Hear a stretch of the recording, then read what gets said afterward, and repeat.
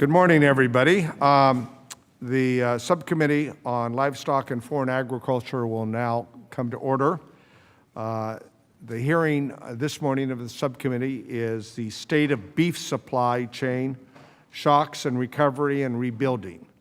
And we've got four, I think, very good witnesses that will, I think, shed some light on the challenges we're facing across the country as a result of a multitude of factors.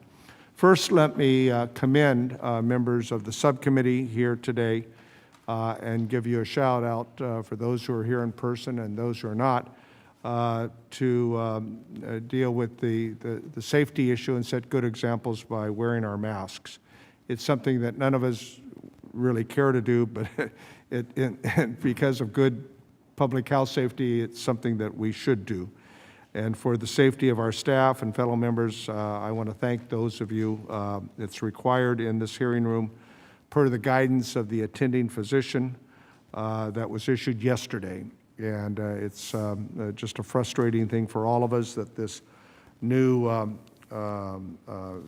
variant has raised a new level of outbreak among those primarily who are unvaccinated. And so it's a hope and a prayer that I urge all of our American citizens to please get vaccinated. It's the right thing to do for yourselves and for your family and for our nation.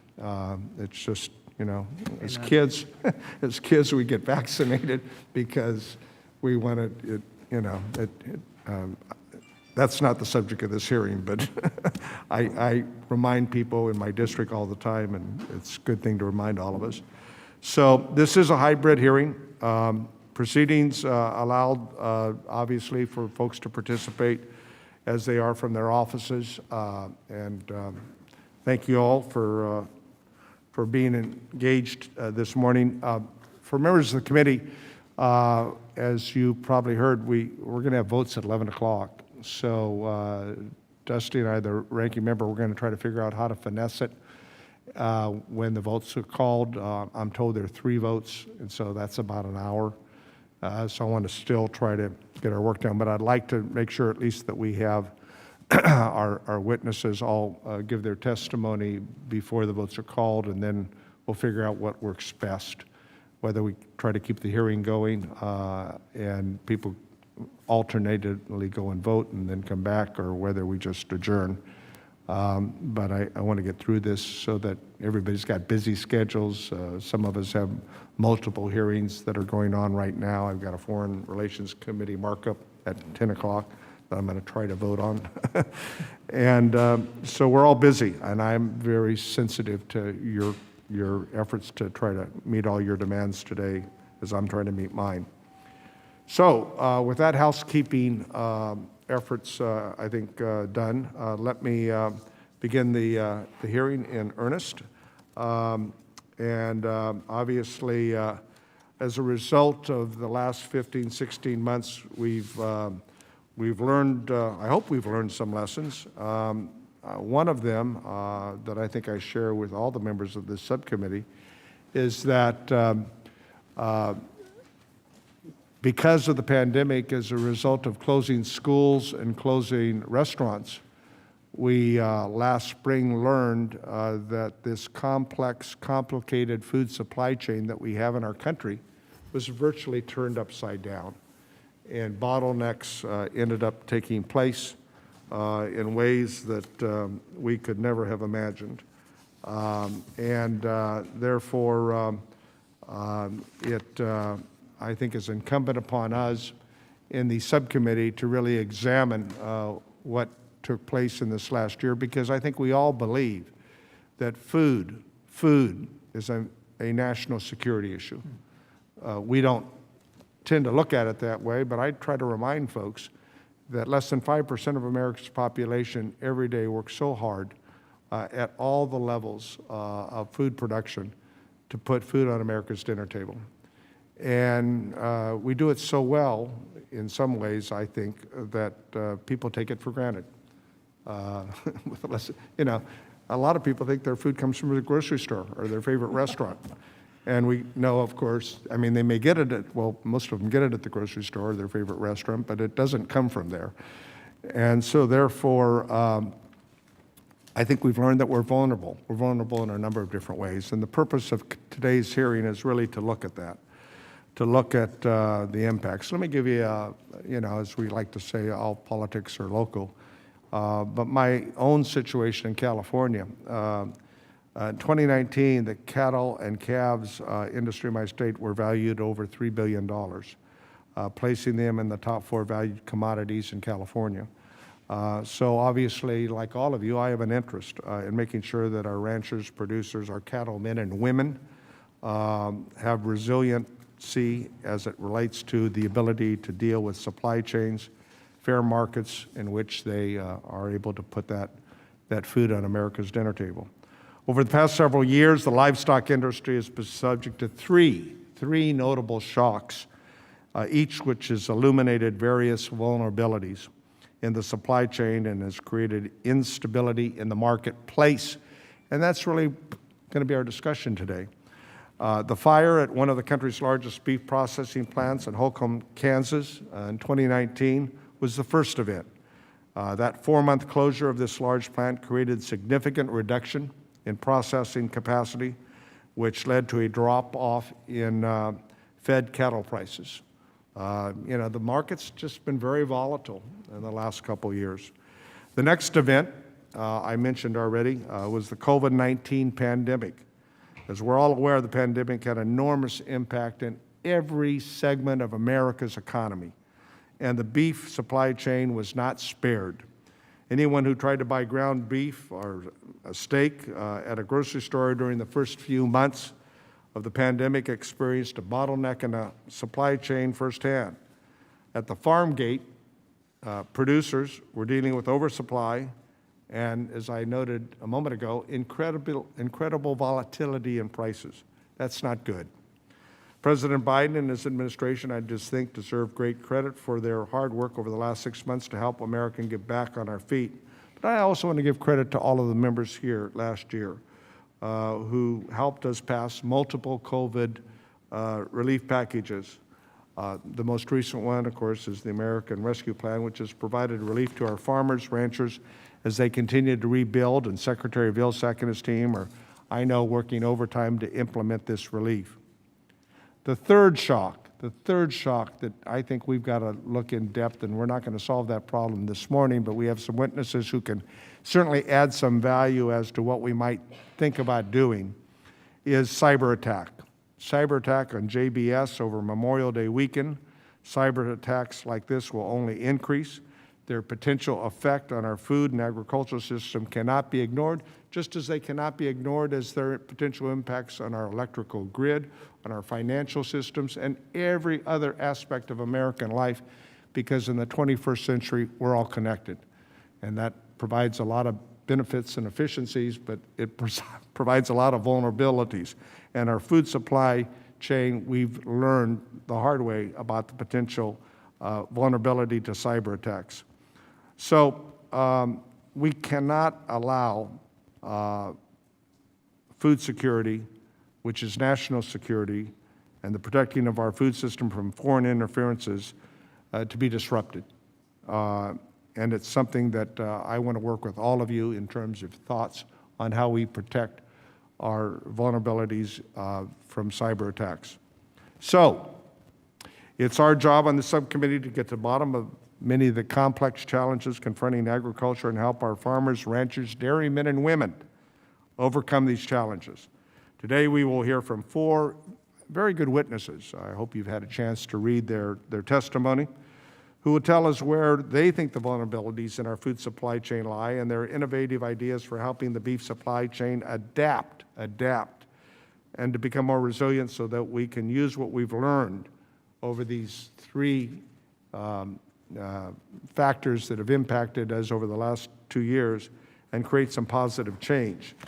Now, my subcommittee staff, who makes me look good in spite of myself, will probably be upset that I didn't fail to read the earlier part of the briefing, but I will read it now. Obviously, after brief opening remarks, members will receive testimony from our witnesses, and then we'll follow the normal process where the ranking member will make his thoughts heard, and then we'll be recognized in the order of seniority, alternating between majority and minority. And when you're recognized, you all know the rules. You got 5 minutes, and we try to be sensitive to everybody's time. If you're in the middle of a question being responded to, I will not interrupt the response to the answer to your question. But also, I am not a wild fan of people spending 4.5 minutes making a statement and then asking the question. I've been chairing hearings for a long time, so just a, little thing I got. Anyway, so if you're not speaking, remain muted, because we got this virtual hearing that we're dealing with, and it's difficult, it's challenging. And for those members who are, because of other conflicting obligations, working out of your office, may I remind you what I try to remind myself, with my staff reminds me, and that is, when you're not speaking, please press the mute button. I know sometimes you're multitasking, but I don't think the rest of us need to hear some of the other efforts that you're multitasking on. So please mute your microphone if you're not dealing with your 5 minutes. Anyway, the timer, I'm told, because of our good staff, will remain visible, right? Okay. So, in consultation with the ranking member pursuant to Rule 11E, I want to make the members of the committee aware that members of the full committee may join us today. Those are the magic words. She was wondering whether I was going to say that or not. I've said that. So, I think we're all there, and I will defer to my friend, the ranking member, for his opening statement, because I do not see the chair or the ranking member of the full committee here, so we're going to go on. Dusty. Thank you very much, Mr. Chairman, and I will start with 2 notes of gratitude. The first is to you. When Congress focuses in a bipartisan way on issues, good things happen. And this panel, these witnesses, this is going to be a good thing. Thank you.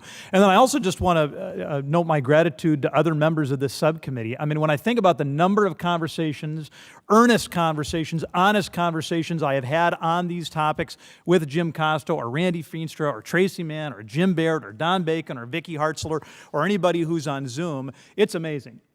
I mean, I think the American people should feel good that their members of Congress really do care about these issues in an emotional way, but also in a data-driven way. Because for those of us who represent ranchers or backgrounders or stockers or feeders, we know how emotional and how unpredictable the last couple of years have been. Mr. Chairman, you noted it right. Black swan event after black swan event, and it has made it really hard for the people who try to feed America. And I think even the urban folks have seen how critically important, but also how fragile these supply chains are. You're right, Mr. Chairman. Food is a national security issue, and it is something that all Americans probably should pay more attention to than they do. I thought in the wake of COVID, or during the middle of COVID, we did some really good bipartisan work. 140 members of Congress stepped up in a bipartisan way to work with the administration to make sure that CFAP was rolled out to the people in the cattle industry who absolutely needed that assistance. And I think as we move past, hopefully, COVID, we'll understand that that was extremely important relief, but it was temporary relief for an extraordinary time. And the market deficiencies that were laid bare during that time aren't just going away. So we need to focus on from triage to long-term recovery. The cattle markets and processing are incredibly complex industries. They are all trying to respond to market signals. Some of our presenters today will talk about how they try to find, they're always seeking but never finding equilibrium, that balance to make sure that the number of head of cattle match the processing capacity, match consumer demand, and vice versa. Every step along that way is fraught with complexity. And I think one thing that we're all going to hear loud and clear in the testimony today is that we don't have enough processing capacity. And that is a market failure that has negative impacts both to consumers who want to eat the beef as well as producers who are trying to raise it. And we need to figure out how to increase that capacity. The lack of capacity has hindered the American rancher's ability to reap some of the benefits of an increasing demand and increasing appetite for beef across the world. As I move toward my close, though, I don't want to be so negative, because I think we understand that with challenging times comes opportunities. And since the pandemic, we have seen a tremendous amount of action to increase and to diversify our processing capacity. I'm glad to see that the bill that I had with Congresswoman Angie Craig that leveled the playing field for small processors when they run overtime and need federal inspectors. I was glad to see that that passed, and I'm glad to see that that's being rolled out. I'm also pleased with the announcements that $500 million is going to be available to increase resiliency in the processing sector. My goodness, how much we need that resiliency. And my hope, and the hope of a number of people on this subcommittee, is that we can allocate those funds in a way that promotes producer and cooperative ownership, that leverages funding to focus on enhancing processing capacity and on lowering cost to entry for that diversified processing ownership. I also want to call out the role of the private sector, because obviously that's the biggest piece of this puzzle. And we've got a number of new independent processors that have announced plans to build facilities. And to the extent that this committee can remain focused on reducing those barriers to entry, so many regulatory hurdles, so many capital hurdles, so many workforce hurdles, to the extent that we can stay focused on reducing those barriers to entry, we are going to have a healthier marketplace. American ranchers, I'll close, Mr. Chairman, by noting what we all know, that American ranchers have worked for generations, to improve quality and efficiency so they can feed their fellow Americans and people all across this globe. And if we do it right, we're going to be in a position to help them continue that glorious and that sacred mission for generations more to come. And if that isn't work worth doing, I don't know what is. And with that, I would yield back. I thank the gentleman for his comments, and as I've indicated, that any members who wish to have a statement, we can submit that for the record. And let's get on to our witnesses here. And so we can begin their testimony, and it's a busy day today and tomorrow, and so we got a lot of things going on. But I'm pleased to welcome a very distinguished panel that our staff were able to put together here for this important hearing. They have a wide range of experience and expertise. So our first witness today, and I don't know what box they're in on this virtual here, is Dr. Jason Lusk. You know, I think we all lament that hopefully we get knocked down this pandemic, but I like to have the witnesses here. I like to talk to them before the hearing starts and get a chance to interact. But Dr. Lusk is a distinguished professor and head of the Agriculture Economics Department of Purdue University. Lusk is a food and agriculture economist who studies what we eat and why we eat it. That's really the subject of a much longer conversation, I think. He has a Bachelor of Science in Food Technology from Texas Tech, a PhD in Agricultural Economics from Kansas State University, Purdue, Texas Tech, Kansas State, and has appointments to Mississippi State and Oklahoma State universities. Obviously, he made it a point of visiting many of the wonderful universities in this country. So let us begin with Dr. Lusk. Dr. Lusk, are you there? Yes, I'm here. Can you hear us? I can. Okay, please begin. Chairman Costa, Ranking Member Johnson, and members of the subcommittee, thank you for inviting me here today. As indicated, my name is Jason Lusk. I currently serve as a distinguished professor and head of the Agricultural Economics Department at Purdue University. Beef and cattle markets have been extraordinarily volatile over the past couple of years. And when you're trying to understand the current challenges, I think some historical perspective is warranted. Over the past decade, cattle inventories have followed a V-shaped pattern. From 2010 to 2015, cattle slaughter fell by more than 16% as producers cut inventory in response to high feed prices and drought. The change in cattle numbers affected the packing sector. There was at that time too much packing capacity relative to the number of cattle, and some packers exited because it was no longer profitable. Following a common cyclical pattern, producers retained heifers and expanded their herds to capture the benefits of the higher prices that were experienced in 2014 and 15. But by 2019, total cattle slaughter had increased almost 17% relative to the 2015 low. The packing sector, having adjusted to a smaller herd size, now found itself in the opposite position. There was a high number of cattle relative to capacity, which put downward pressure on cattle prices. And it was against this backdrop that we experienced the unexpected fire, pandemic, and cyber attacks. There's a key lesson to take from this recent historical episode. There are long lags and ripple effects in cattle markets. My recommendation to you is don't overly focus on what is happening today, but make policies for the future. With that background, I'll briefly touch on 3 issues facing the industry. The first is capacity. As noted, processing capacity in 2020, even if the pandemic hadn't occurred, was likely to be tight. But today, we appear to be in a different phase of the cattle cycle. Cattle inventory is falling, feed prices have been rising, there's a drought in the West. These factors will likely bring cattle numbers closer in line with current capacity.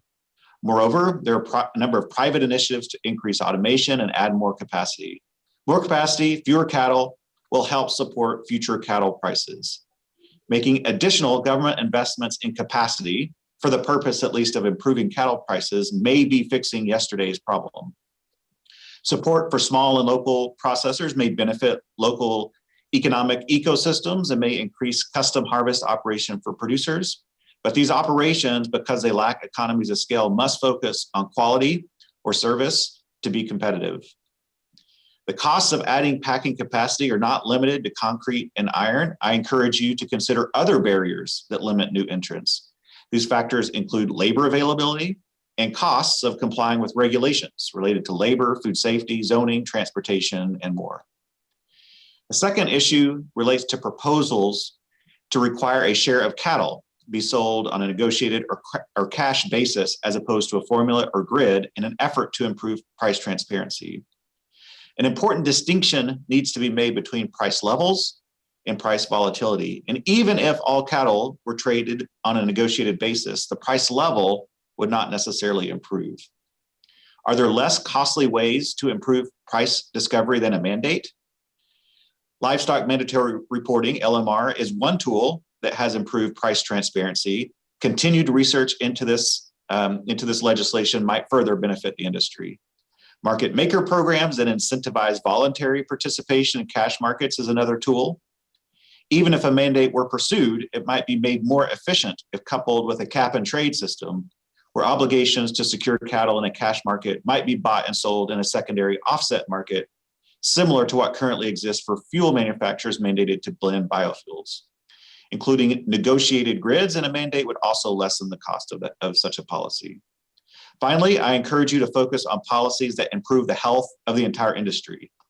Discussions of cattle prices and packing capacity can give the incorrect impression that beef and cattle markets are a zero-sum game. But consider policies that increase the size of the pie for all players. Examples include improving trade relations that allow products to flow to consumers who value them most, and investments in research and innovation that improve demand or improve productivity. In conclusion, my view is that the beef cattle system responded remarkably well to a series of large and unexpected disruptions.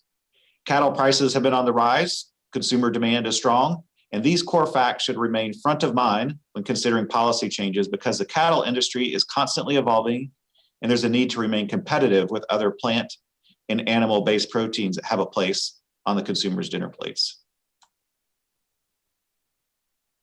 Thank you very much for your insightful testimony. I think you're suggesting that we look at the long term as we deal with the challenges that we're facing in terms of the supply chain, and I know that there'll be questions based upon your very good testimony. So stay tuned because we all have questions. Our next witness today is Jennifer Van de Light, the Director of Integrated Food Systems Leadership Program, the Director of Food Protection and Defense Institute, and an associate professor of the University of Minnesota. A key focus of Dr. Vanderleit's current research portfolio is building collaborations to advance food and feed security, safety, and defense, and supply chain resilience, which is all part of really this morning's subcommittee hearing. Dr. Vanderleit completed her PhD in nutrition from the University of Kentucky, and what I'm noticing here is a trend. Our witnesses here today seem to have had very good education from a number of American universities, so good for all of you. Dr. Vanderleit, would you please begin your testimony? Thank you. Chairman Costa and Ranking Member Johnson, members of the Subcommittee on Livestock and Foreign Agriculture, thank you for inviting me to participate in today's hearing. It is an honor to appear before you. I'm the director of the Food Protection and Defense Institute and associate professor in the College of Veterinary Medicine at the University of Minnesota. And as Chairman Costa indicated, I also have experience from Kentucky, University of Kentucky, as well as from the University of Illinois and North Carolina State University. So with the theme of representing the country and its fine educational institutions.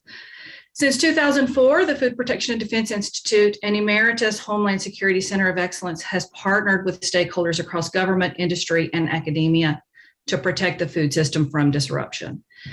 Cyber risk, the focus of my testimony, is not new to the food and ag sector, but the risk of significant business disruption and national security threats from cyber attack are growing.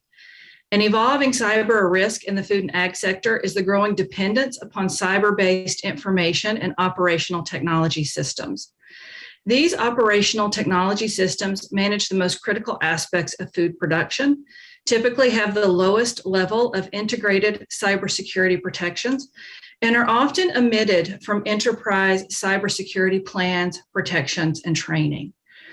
In response to the USDA request for public comments on supply chains for the production of agricultural commodities and food products, we recommended 5 specific actions for the USDA to take to improve cybersecurity within the national food and agriculture supply chains.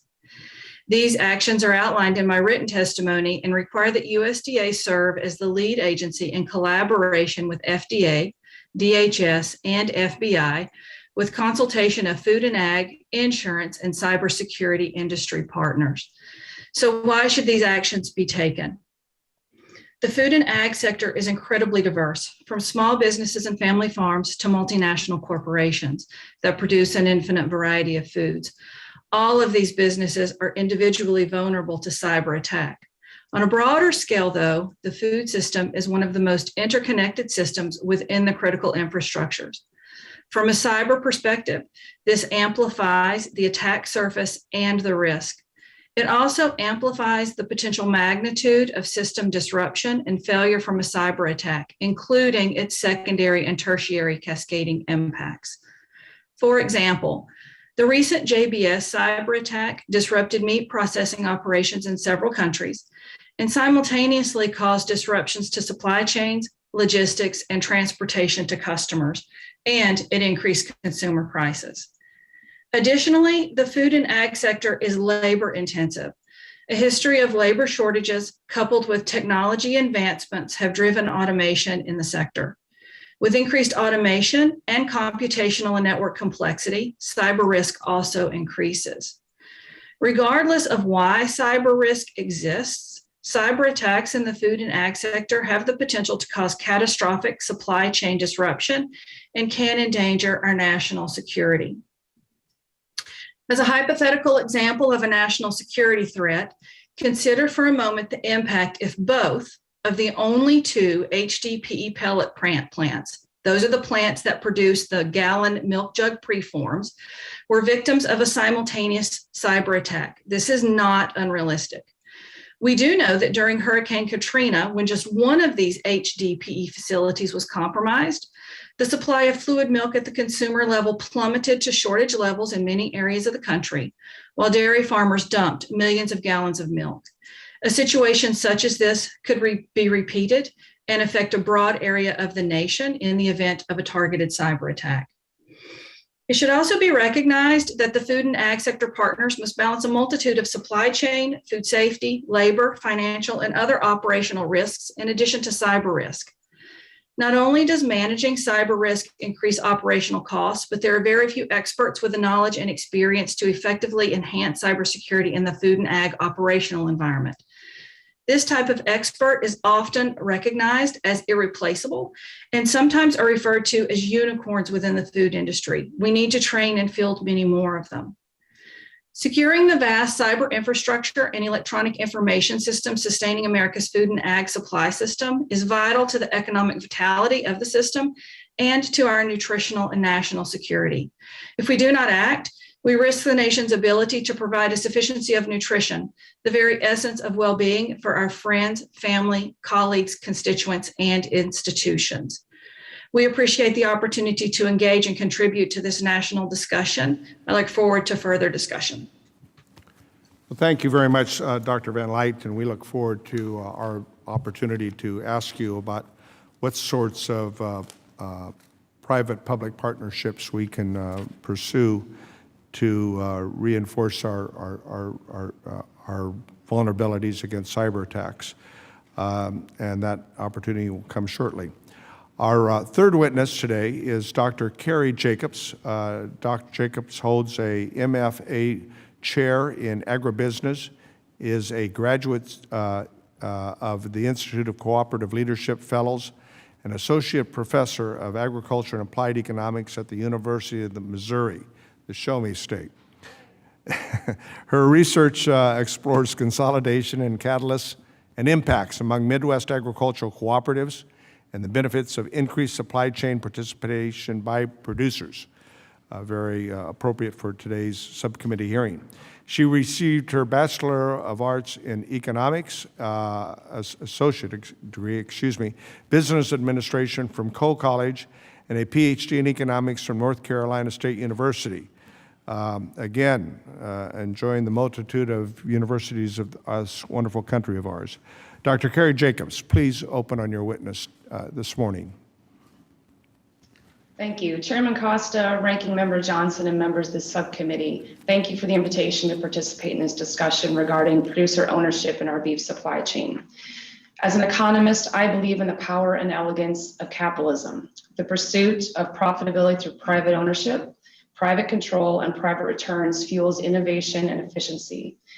My testimony today is not about the economics of the beef supply chain. However, through cooperation, pricing, information exchange, and other market dimensions can be improved and sustained. In 1922, in response to growing imbalances and tensions in ag, not unlike what we see and hear today, Congress authorized producers to form cooperatives, the laws known as the Capper-Volstead Act. In doing so, Congress provided a mechanism for producers to have equal footing with the big companies they purchased from and sold to. The requirements of Capper-Volstead are that the co-op be governed by its producer members, be capitalized by them, and that those producers share in the profitability of those business activities. Those requirements help co-ops bring discipline to markets. Instead of focusing on short-term profitability, the cooperative transfers the value from the upstream and downstream markets back to its producer members. The question this committee, the subcommittee, and the industry contemplates is whether producer ownership is a way forward for this industry. You have heard testimony of the significant scale economies that exist in beef processing. Pardon me, could you repeat that one more time? Yep. I started with the question the subcommittee and the industry contemplates is whether producer ownership is a way forward for the industry. You have heard testimony of the significant scale economies that exist in beef processing, suggesting that small scale processing to commodity markets is unlikely to be sustainable long-term. Rather than working against scale economies, one option is to support livestock producer ownership to an efficient scale. We do have examples of large-scale producer ownership in pork. Triumph Foods is producer-owned, and its structure reflects the characteristics of cooperatives that discipline a market. The producers' owners have long-term contracts to sell hogs, and they effectively earn wholesale meat prices for their animals. Concentration in the livestock industry, particularly at the processing stage, seems inevitable from an efficiency lens. Through cooperation, however, livestock producers can flip the script and participate in generating and receiving the value this efficiency creates. Producer ownership in beef processing is possible, and it has the potential to improve conditions for beef producers in the entire supply chain.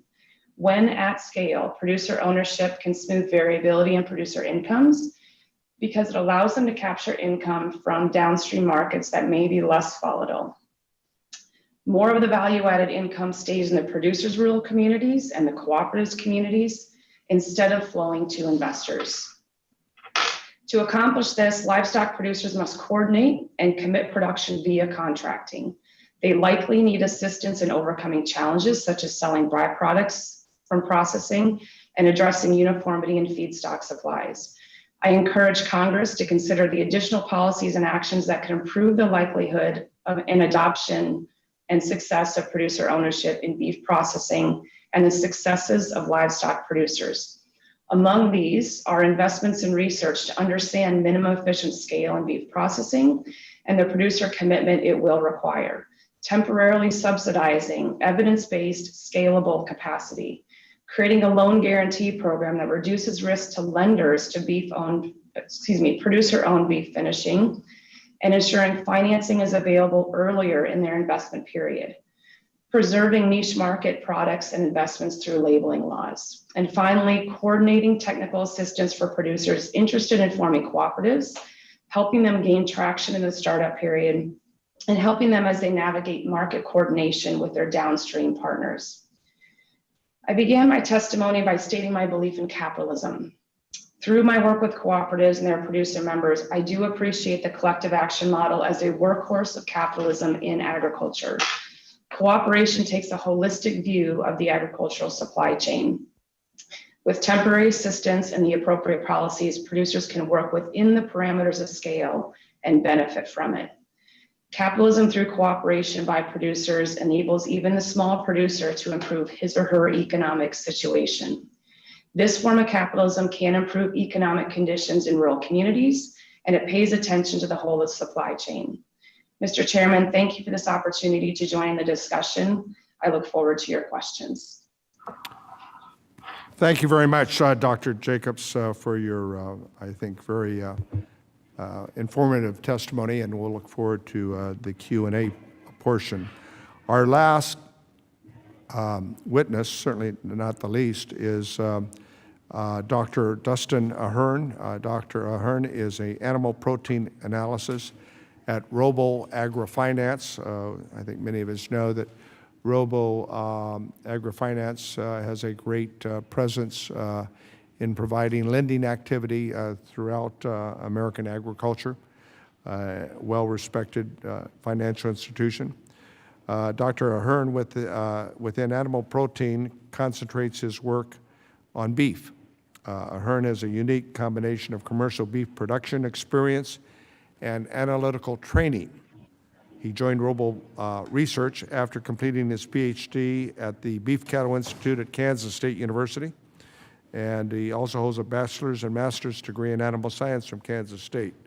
It looked like, Dr. Ahern, you've stayed in Kansas, but good for you, and we look forward to your testimony. Thank you, Chairman Costa. Ranking Member Johnson and members of the subcommittee, thank you for inviting me to join the discussion today. As an animal protein analyst for Rabobank, which is engaged across the entire beef supply chain, I assist in strategic decision-making for both the bank and the bank's clients by offering a research-based perspective on fundamental market dynamics and future trends. Major U.S. beef supply chain disruptions over the past 2 years have sent the cattle and beef industry into uncharted but explainable territory.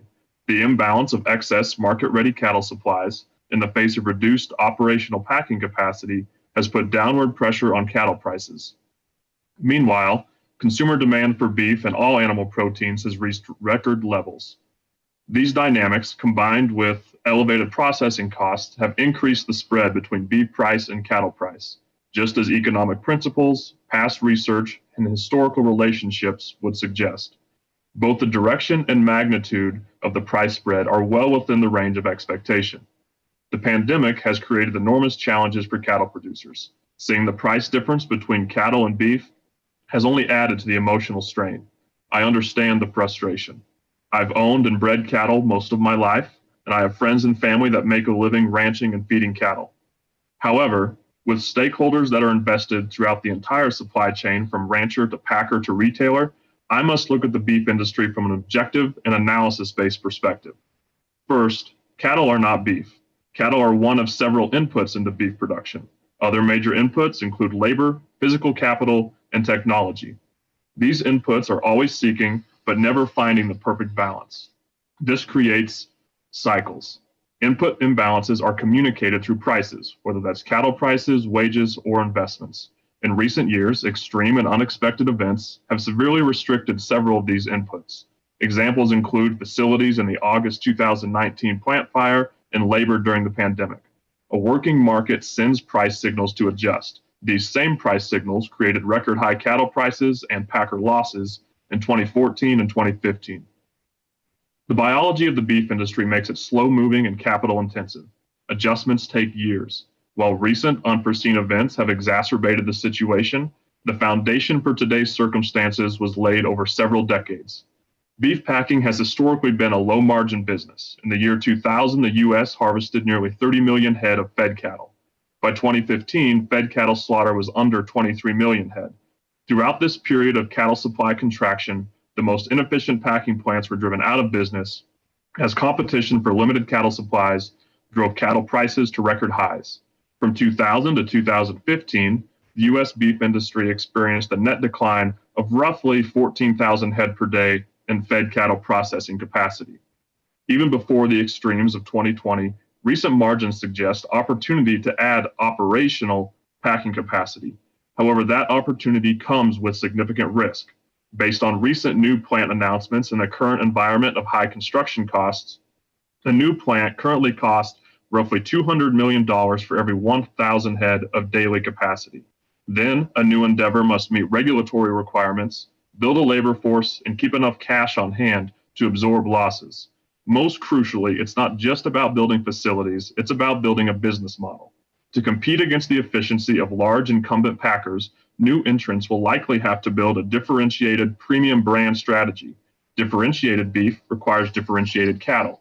Alternative marketing agreements are the best way to secure a consistent supply of such differentiated cattle. Strong vertical supply chain relationships will be critical to the success of any new beef business. In response to market signals, numerous plans for greenfield plants or expansions of existing facilities have been unveiled in recent months. If all of the announced plans for plant construction and expansion come to fruition, more than 8,000 head of daily fed cattle capacity could be added to the U.S. beef industry over the next 5 years. Recognizing current drought conditions, if the beef cow herd declines by 2% or less, there's opportunity for about 5,000 head per day of profitable packing expansion. A note of caution, there is a point where industry capacity goes too far to withstand cyclical periods of tight cattle supplies. Drought risks and cyclical fundamentals must be considered. Additional operational capacity does not solely have to come from new facilities. Increased technology implementation will be critical to success. Recently, many packers have revitalized their focus on technology development. Enlightened by the pandemic to the long-standing labor shortages in the meat industry, startups are also bringing outside expertise to advance technology and automation. 1% improvement in volume efficiency across all existing plants would add 1,000 head of daily fed cattle processing capacity. 2020's cattle backlog is nearly cleared. Year-over-year cattle prices are already improving and should continue to do so through the second half of 2021 and beyond. In conjunction with tightening cattle supplies, capacity expansion will come online over the next several years, and new technologies will reduce labor constraints, further shifting margins to the benefit of cattle producers. In closing, the recent shocks to the beef industry have presented the entire beef supply chain with enormous challenges. The resulting price movements have been frustrating for cattle producers, to say the least. Yet these same price movements and supply chain disruptions have also contributed to the accelerated investment in packing capacity expansion, new technologies, and new business strategies that will help the beef industry adapt and evolve to ever-changing demand. And that's the market at work. Thank you. Well, thank you very much, Dr. Ahern, and basically what you're saying is what has always, I think, proven true, and that is necessity is the mother of invention, and that in terms of the changes that have occurred in the food supply chain, the necessity of the combination of factors that we've outlined this morning have resulted in innovation and changes within the beef cattle market industry. All good testimony, folks, and now we'll get to the opportunity for members to ask questions in your allotted time. And I conferred with the ranking member here. It's the chair's wish, if we can make it work, and we'll try to make it work, that when votes are called, that we'll continue to go and people go and come back. We have 3 votes supposedly. The list that I have here among members who wish to speak and ask questions on the Democratic side, Axney, Rush, Craig, Hayes, and Spamberger. On the Republican side, DeJarden, Kelly, Bacon, Baird, Mann, Feenstra, Moore, Hartzler, and Rouser, and possibly LaMaffa, who is, I think, participating. That's the list I have, if it's in the order that it's been given to me. So with that said, let me begin my questions. Dr. Lusk, as you know, we've had in the West drought-stricken challenges that we've been faced with. Ranchers and farmers, dairy men and women have been impacted by these droughts. 85% of the respondents rated selling off portions of their herd or flocks as prevalent or higher in their area. Can you talk about how the extreme drought has impacted, along with wildfires, western United States, including California, that we're experiencing right now, and how it might impact the beef supply chain and cattle markets? Sure. I think for those folks that are experiencing drought, it's an extraordinarily difficult position, and it's one of the factors that leads to these cycles that I think I alluded to, also Dustin, I believe, alluded to as well, that some of that liquidation that's happening now is going to have repercussions 3 or 4 years from now. Unfortunately, in some cases, bad news for people in the West is good news for people in other parts of the country, because that'll eventually lead to some higher prices as there are fewer supplies on the market, fewer cattle on the market will support future prices. So, I think it's a very difficult time. It does suggest the need, I think, to protect against, weather-related risk and price-related risk. And I think there are a number of tools available to producers to help at least protect somewhat against those adverse situations. I think it also speaks to the need to understand some of the impacts of climate change on the industry and think about research and technology science that can be used to help producers adapt to and be more resilient in the face of some of these changing weather conditions. Thank you. Members, I initiated a letter that many of you signed to Secretary Vilsack that urged the USDA to take a stronger role in helping food and agriculture industry bolster their cybersecurity and better respond to cyber attacks. Dr. Van Lite, I'd like you to comment. In your testimony, you referenced an alphabet soup of government agencies and some tied to cybersecurity. Can you comment on how the interagency is working together or should be working together? Too often, I think we operate in silos that really aren't helpful. To ensure that our federal government as a whole, as well as the industry, are better prepared to fight cyber attacks as a whole. And I'd like your comments on the recent efforts that we've experienced on the payoffs on ransomware and whether or not that should be encouraged or discouraged, and your thoughts on that. Dr. Van Lite. Great, thank you. A couple questions there. Within the food sector, the alphabet soup of agencies, USDA, FDA, DHS, FBI, they all play a role. Part of that is because the way that food is. Are they talking to each other? I am. Can you hear me? No, I said, are these alphabet of federal agencies talking to each other? I know you're talking to us. Oh, sorry. They do, Chairman Costa. So there is a Food and Agriculture Critical Infrastructure Government Coordinating and Sector Coordinating Council. And so there is communication at that level.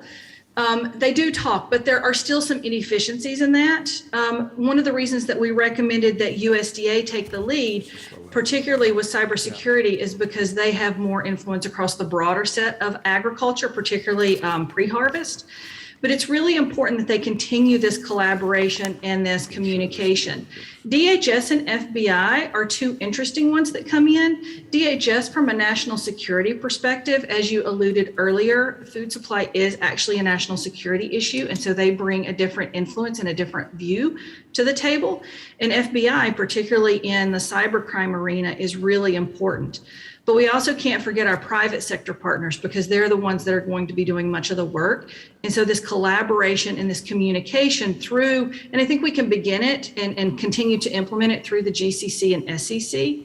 But we should also take into account the congressional actions that have already taken place. So for example, the Food Safety and Modernization Act actually has an infrastructure, a legal infrastructure in order to, that could be leveraged to move cyber defense forward in the food industry under the auspices of how it impacts food safety and things like traceability. Well, we'd like the your other- recommendations, and my time's expiring here, I apologize, but your view on ransomware. That's where I was going on ransomware. Ransomware is really the nemesis right now. And, you know, as publicity increases and more people are paying off ransomware attackers, you know, it becomes more lucrative for them to be able to do that. And that it particularly is true in the realm of cryptocurrencies. So I think we'll see a rise in ransomware. However, we're also finding that there's a way to pull back. I think, like in the case of JBS, through our FBI and our federal partners, they were able to pull back some of that payment. So that offsets it. But publicity and money, it drives a lot of evildoers in this in the society. And so I do think we can continue to see it, cyber attacks continue to perpetrate themselves. Okay, well, my time's expired, but this is something I want to pursue further in terms of the appropriate role in which we can protect the private sector, because I think this is going to continue until we, whether it's through the NSA or FBI or other means of the federal government to provide this protection because of the factors that are involved. My friend, the ranking member, it's your opportunity to ask questions or make comments. Thank you, sir. Dr. Ahern, I'll start with you. I thought your addendum to your testimony was very interesting insofar as it talked about, it showed how high Packer margin had been in the last 3 or 4 years, and then how modest it was in maybe the 10 or 15 years prior to that. We've heard some discussion today about an extra 5,000 head of capacity likely coming online. What would be, maybe in just 1 minute, what would be the impact on Packer margin if that new capacity does show up? So all else equal, expanding packing capacity would likely reduce packer margins because it's going to increase competition for cattle, which will drive up cattle prices. And I think it's important to remember that packers are margin operators. So the money that they make is the difference between beef price and cattle price and the cost that they incur to turn those cattle into beef. And we've seen futures trend up. Is the market baking in some of these assumptions about capacity expansion? In terms of futures, I think the primary driver, at least in current contracts, is tightening cattle supplies. We've largely worked through the 1 million head backlog that was created in the second quarter of 2020 when all those plants were shut down or slowed down. And we are going through extreme drought situations in much of the country. The cow herd is in a contractionary phase. So a lot of these plants that are being built, if they're successful, won't come online for a number of years. So I think the most immediate price moves are due largely to cattle supplies. Yeah, excellent point. Yeah, about the short term versus the long term. So, I mean, I'd be interested in getting the take on this next question from Dr. Ahern, Dr. Lusk, Dr. Jacobs, if we have time. Dr. Lusk, I was struck by your point. I'll put some words in your mouth, but basically that just expanding capacity, maybe in a dumb way, might create another set of bankruptcies or acquisitions on the capacity side. I think we do, to the extent that we do anything, I think we do want it done in a smart way and in a way that will create some abiding and some sustainable benefits. So Drs. Ahern, Lusk, Jacobs, how do we try to make sure that these policy interventions are done in a helpful, long-term, beneficial way? I mean, I think from my perspective, the best case for expanding capacity is really the one related to the resiliency issue. In my view, resiliency is not necessarily related to the size or the location. The problem we had during the pandemic was just there wasn't enough space for all these cattle to go. And the problem is that no individual packer has capacity to have excess capacity that they're not currently utilizing. I don't think there are really any easy answers to that problem. But if you want excess to capacity to exist in the system, somebody's got to pay for it at the end of the day. Dr. Jacobs, not to put words in your mouth, but I think the whole point of your testimony is that cooperative ownership could provide a way to invest in a way that you would think would be more sustainable and abiding. Is that right? Yeah, yes, that's right. And, I think there's a lot of benefits to a supply chain from cooperation and, producers have the ultimate incentive to ensure the sustainability, the security of their supply chains, their livelihoods depend on it.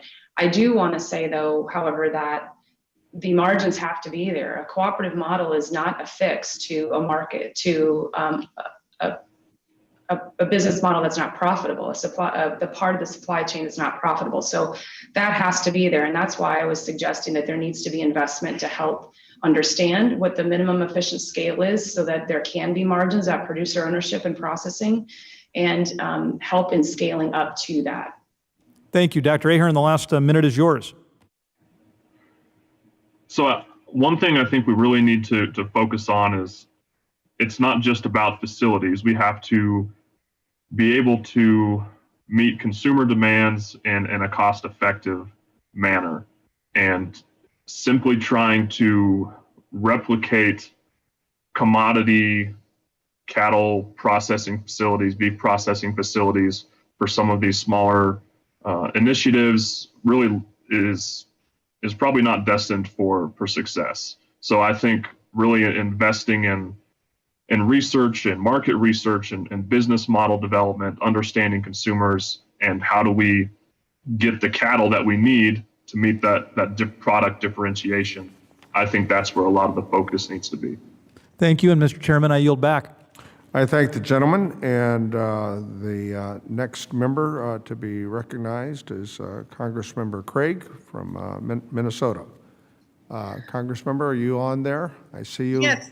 Good. Yes, Mr. Chairman. Thank you so much, Chairman Costa, and thank you to Ranking Member Johnson as well for calling this hearing to focus on the beef supply chain and the overall security of our food supply chain.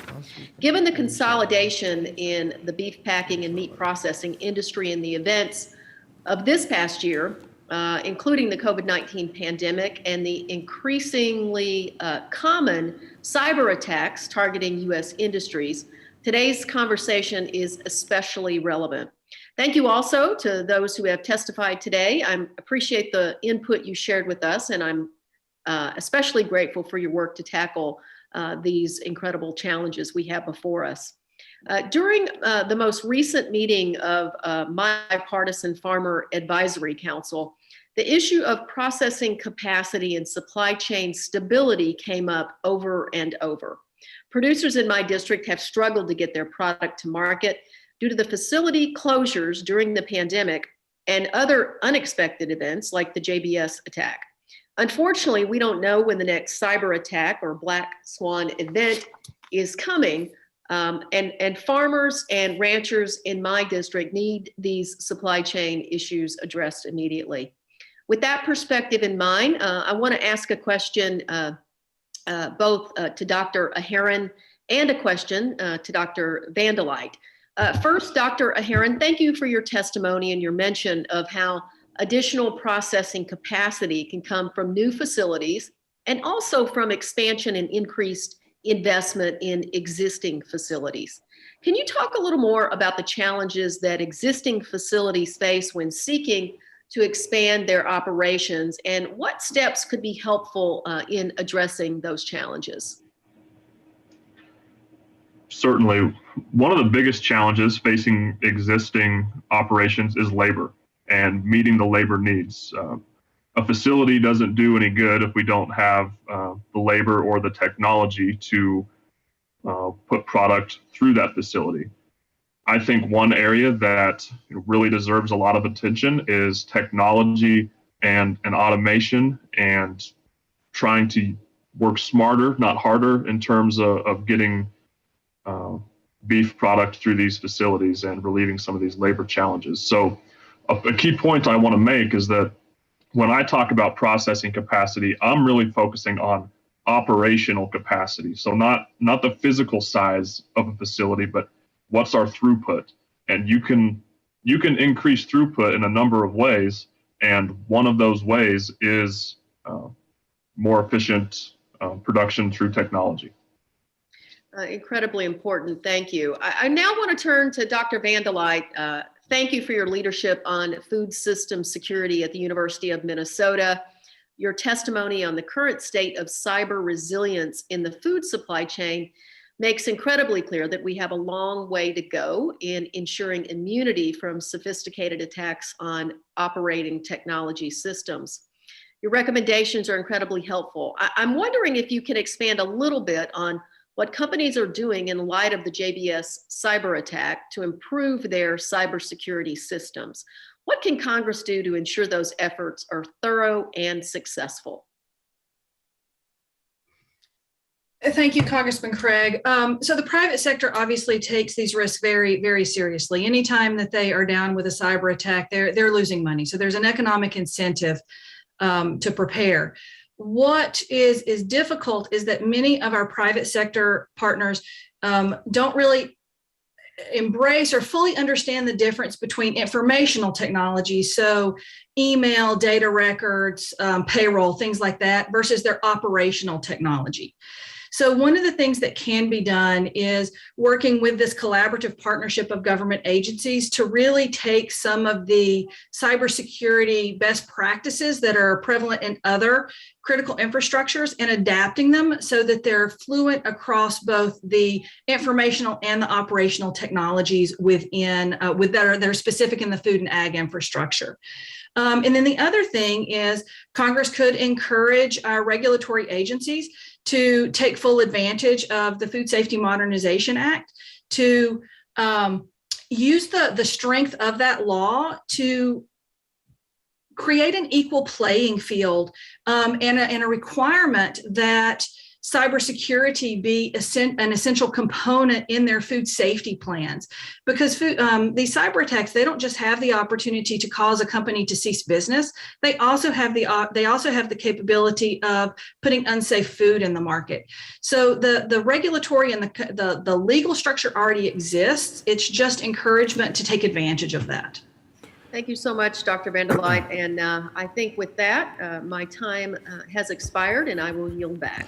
We thank the gentlewoman from Minnesota, and the next member in order is Mr. Desjarlais from Tennessee. Mr. Desjarlais, it appears that you're at your office. You have 5 minutes. Thank you, Chairman Costa. I appreciate that. Tennessee is a large producer of cattle. It ranks about 12th in the nation.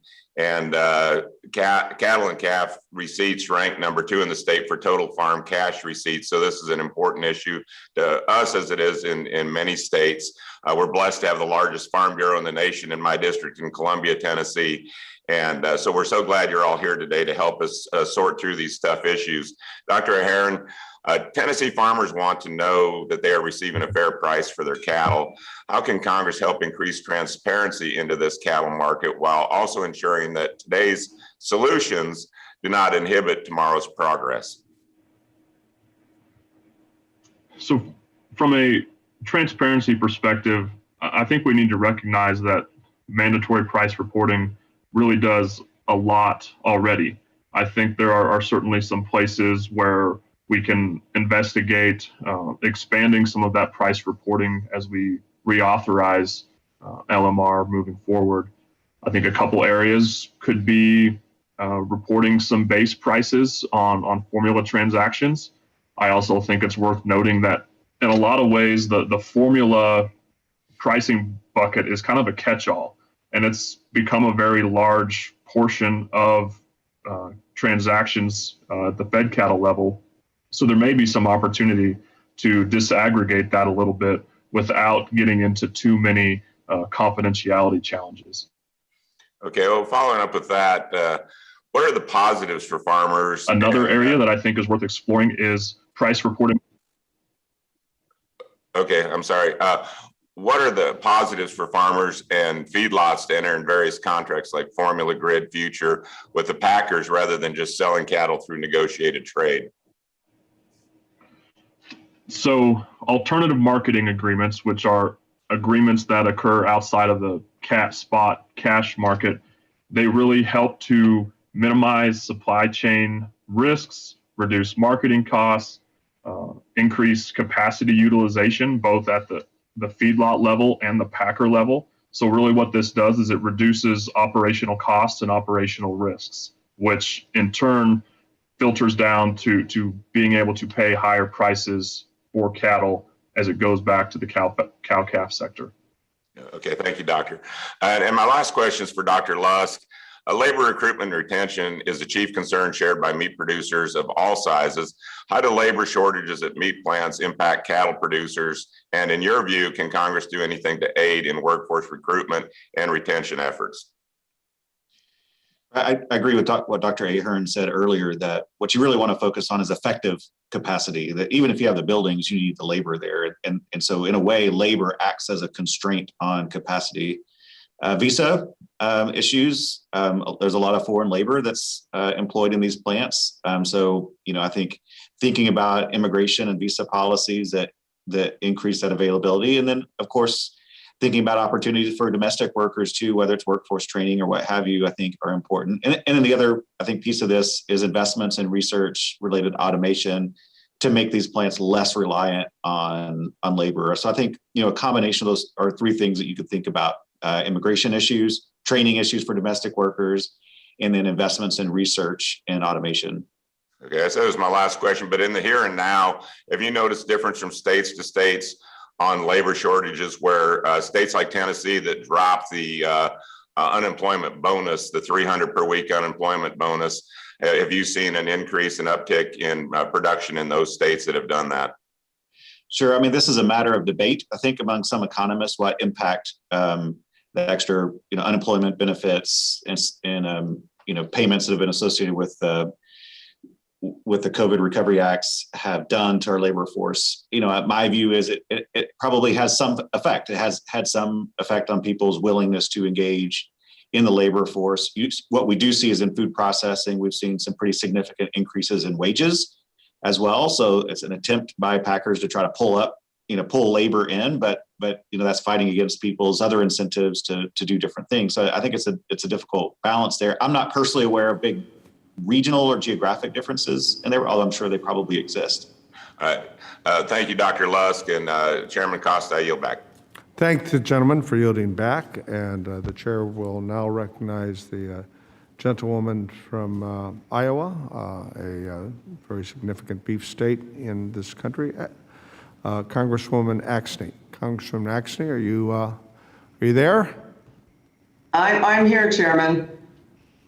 The time is yours. Thank you. Can you hear me? Please go ahead. Okay. Thank you, Chairman, for holding this important hearing, certainly, and the witnesses here for sharing your testimony with us in the committee.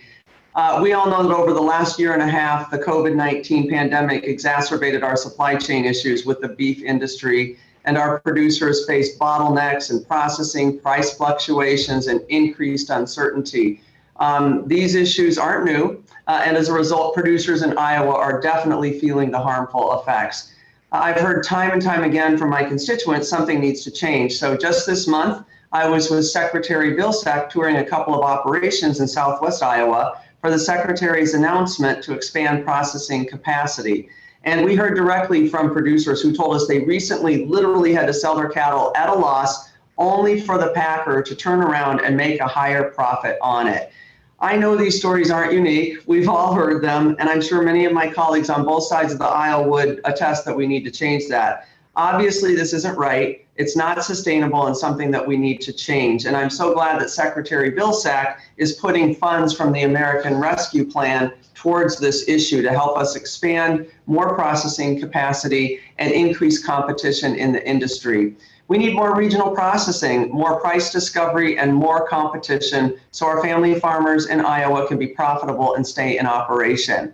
So Dr. Jacobs, first off, always great to see an Iowan. Thank you for being here before the committee and joining us today. I'm particularly interested in the ideas in your testimony to support producer ownership of processing facilities. You gave a couple of examples of smaller scale operations that are producer owned, but noted that there really aren't any large scale facilities that are owned by the producers. So my first question is, you offered a few reasons as to why this might be the case, such as economies of scale, and suggested that USDA reaches minimum efficient scale for processing. Can you elaborate a bit here as to what such a study might look like and what you think they might find? Thank you for that question. And I can elaborate on what a study might look like. And I think it's important to understand that, I want to clarify as part of my testimony that I wasn't trying to suggest that producer ownership may reach the same capacity as some of the very large processors we have right now, or maybe that's even necessary. But they do need to reach a processing capacity that allows for some profitability in those margins. And I think what's important to note here is that when you have producer ownership in the downstream markets, for example, producer ownership of the packers, the processing, the example you gave where the livestock producer lost money on the sale of cattle to the processor, only for the processor to have a very large margin, all of those, then that value would be aggregated back at the producer. So that does help, solve that, partially mitigate that challenge. I think a study needs to understand, and I know we see a number of plants that have announced coming on board potentially at 500 head per day. Anecdotally, I think that's a number I've heard, and I'm not prepared to testify about the economics of that because I'm not an expert in the livestock economics. But I think something to understand where, on average, margins can be profitable at the processing level. They don't necessarily have to be on the same level of margins as the very large scale processors, but something to understand that is needed. And I think we have the data to do that. And we, through surveys of existing processing and producers and the data we have, I think we can do that. Just out of curiosity, how long do you think a study like this would take? How many economists are on it? I'm sorry, it's flippant. Couple months. I'm not really sure. Okay, I just want, for curiosity, because as we get moving on this, I want to see what kind of timelines we're looking at. I appreciate that. The other thing I wanted to see if you could expand on in your testimony is how these producer-owned facilities would be more resilient and could navigate some of these supply chain problems that we've talked about today.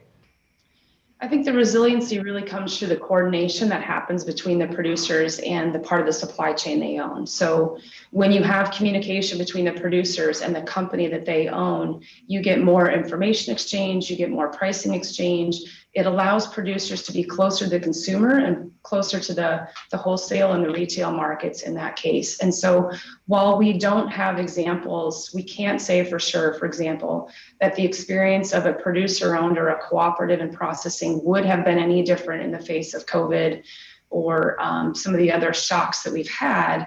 We do see examples where cooperatives have exemplified more resiliency. And one example of that, for example, is Land O'Lakes during COVID didn't dump a single gallon of milk. Now their situation is different and the shocks to their supply chain were different than what would be facing a processing. But I think because of the communication and because of that that intricate tie between the producers and the processing that could exist, you're going to get more creative solutions, in my opinion.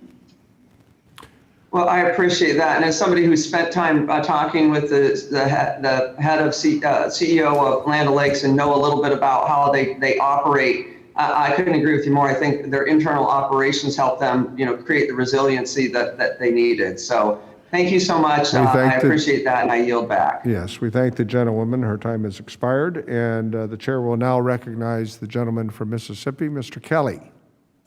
Thank you, Chairman Costa, and thank each of you witnesses for being here and this important testimony. Dr. Lusk, you mentioned immigration.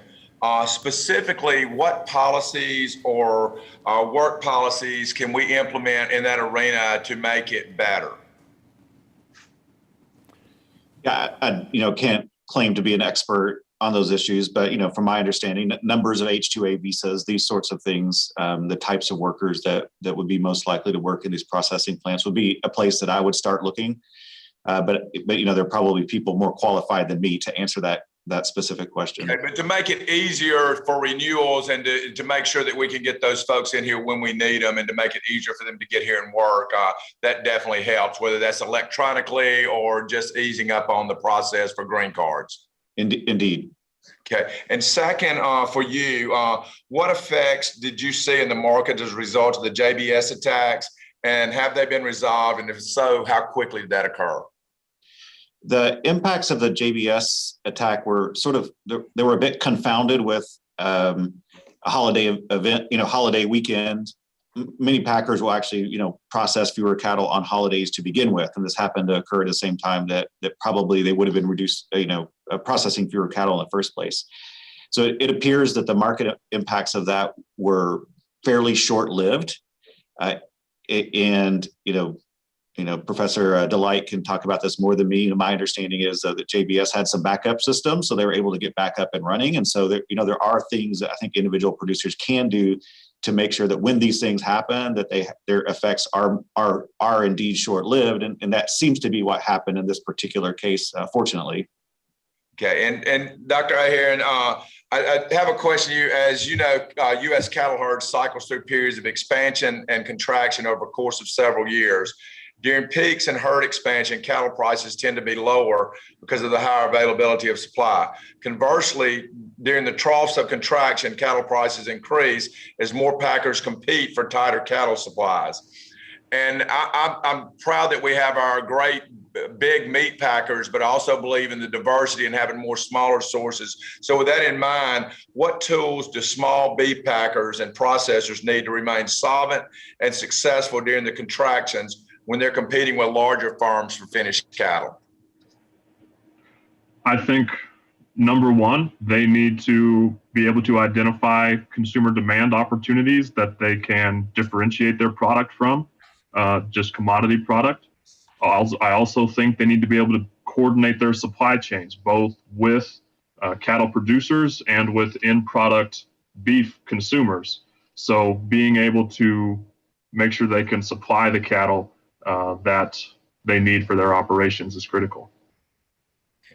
And then finally, Dr. Van der Leijt, for you, these cyber attacks are going to continue until we either make the cost high enough for the people that are conducting them, or either we harden ourselves such that it becomes so difficult that it's no longer profitable. With that in mind, what can USDA or we in Congress do that would make it easier for us to defend this cyber attack, especially some of our smaller places, smaller farms or smaller producers that just don't have the basic tools and knowledge in order to prevent a cyber attack or make it difficult? Thanks. So, as an academic, I'm going to say education, right? So most of the cyber attacks, there's a human element to it. There's a lot that we can do to harden systems, but it's that human machine interface that often presents the openings for these cyber attacks to occur. So education, not only for all of our owners and operators, but also education for specific cybersecurity professionals that really understand the operational environment into these facilities, I think will truly be critical. And, to me, USDA and DHS can play a role in that by making really clear, adapting those cybersecurity plans that other critical infrastructures use to make it really super easy and understand into our food and agriculture partners. But it's an education process. Well, I want to thank all three of you witnesses. I have no doubt with great minds like yours advising this committee and our nation that we will work through all the problems that we have. And thank you very much for your time today. And I yield back, Mr. Chairman. All right, the gentleman yields back his time. We thank him for his questions. And the chair will now recognize the gentleman from Illinois, Congressman Rush, as our next member, and then followed by Congressmember Bacon. Congressman Rush. Well, thank you, Mr. Chairman, for this very exciting hearing. My question is directed to Dr. Vanderlight. Dr. Vanderlight, I want to thank you for your expert testimony today regarding cyber attacks. This is an issue that I'm extremely concerned about. I am the chairman of the Energy and Commerce Committee's Subcommittee on Energy and Power, and I have championed solutions to cyber attacks in the energy sector. I believe that this multi-sector problem will also benefit from a broader solution, and that the threat to our food supply chain is really, really troubling to me. In particular, I'm concerned about ransom payments, which you succinctly stated, making it likely that attacks will continue, particularly when paid with cryptocurrency, which of course is hard, if not impossible, for law enforcement to track. In your expert testimony, Dr. Vanderlight, should the government prevent companies from paying a ransom? Why or why not? And secondly, would the same thinking apply to making currencies using cryptocurrency? Why and why not also? Thank you for those questions. It's tough to say that there's a one policy fits all here. If you think about the attack on JBS, they had encrypted backups and they were able to rebuild their systems and could potentially have done so even without the ransomware payment. But they were concerned about data that could have been stolen that they wanted to be able to recover.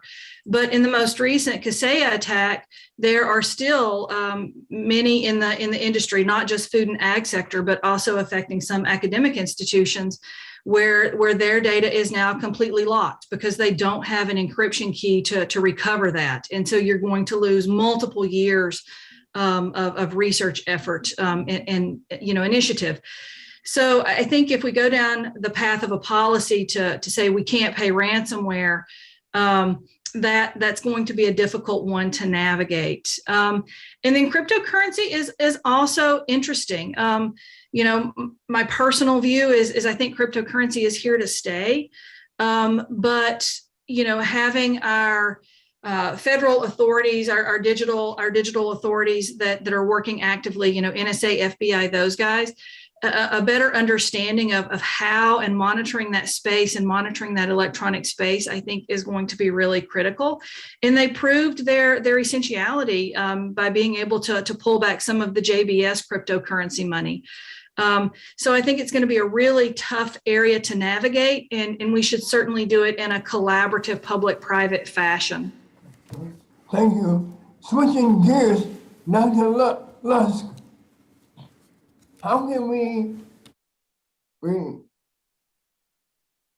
Dr. Jacobs, Dr. Jacobs, I want to thank you for your fascinating testimony on the importance of cooperatives. What's the average size of a producer-owned agricultural cooperative? And while I understand that cooperative membership cannot discriminate on the factors of race and other factors, do you know whether African American producers are proportionally represented in the cooperative sector? Are there any barriers that will prevent them from choosing to join a cooperative? And if so, what do we need to do in order to lower those barriers? Thank you for that question. You asked some insightful ones, and I will say my familiarity in working with agricultural cooperatives is primarily dominated by my experience in the Midwest. I do know that cooperatives exist, and in fact, some of the early historical cooperatives were owned by African Americans in the Southeast. And so while we don't see in my work, I don't see representation, that representation does reflect the what we see of the demographics of farmers.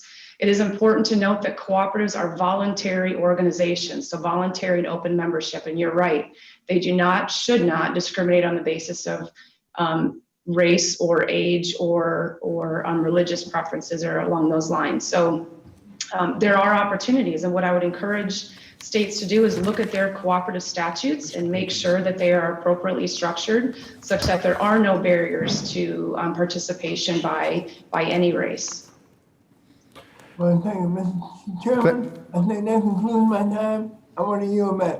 Well, thank the gentleman from Illinois. He yields back, and the next member in order is Congressmember Bacon. Thank you, sir. Thank you. Thank you, Chairman, and thank you to all our experts testifying today.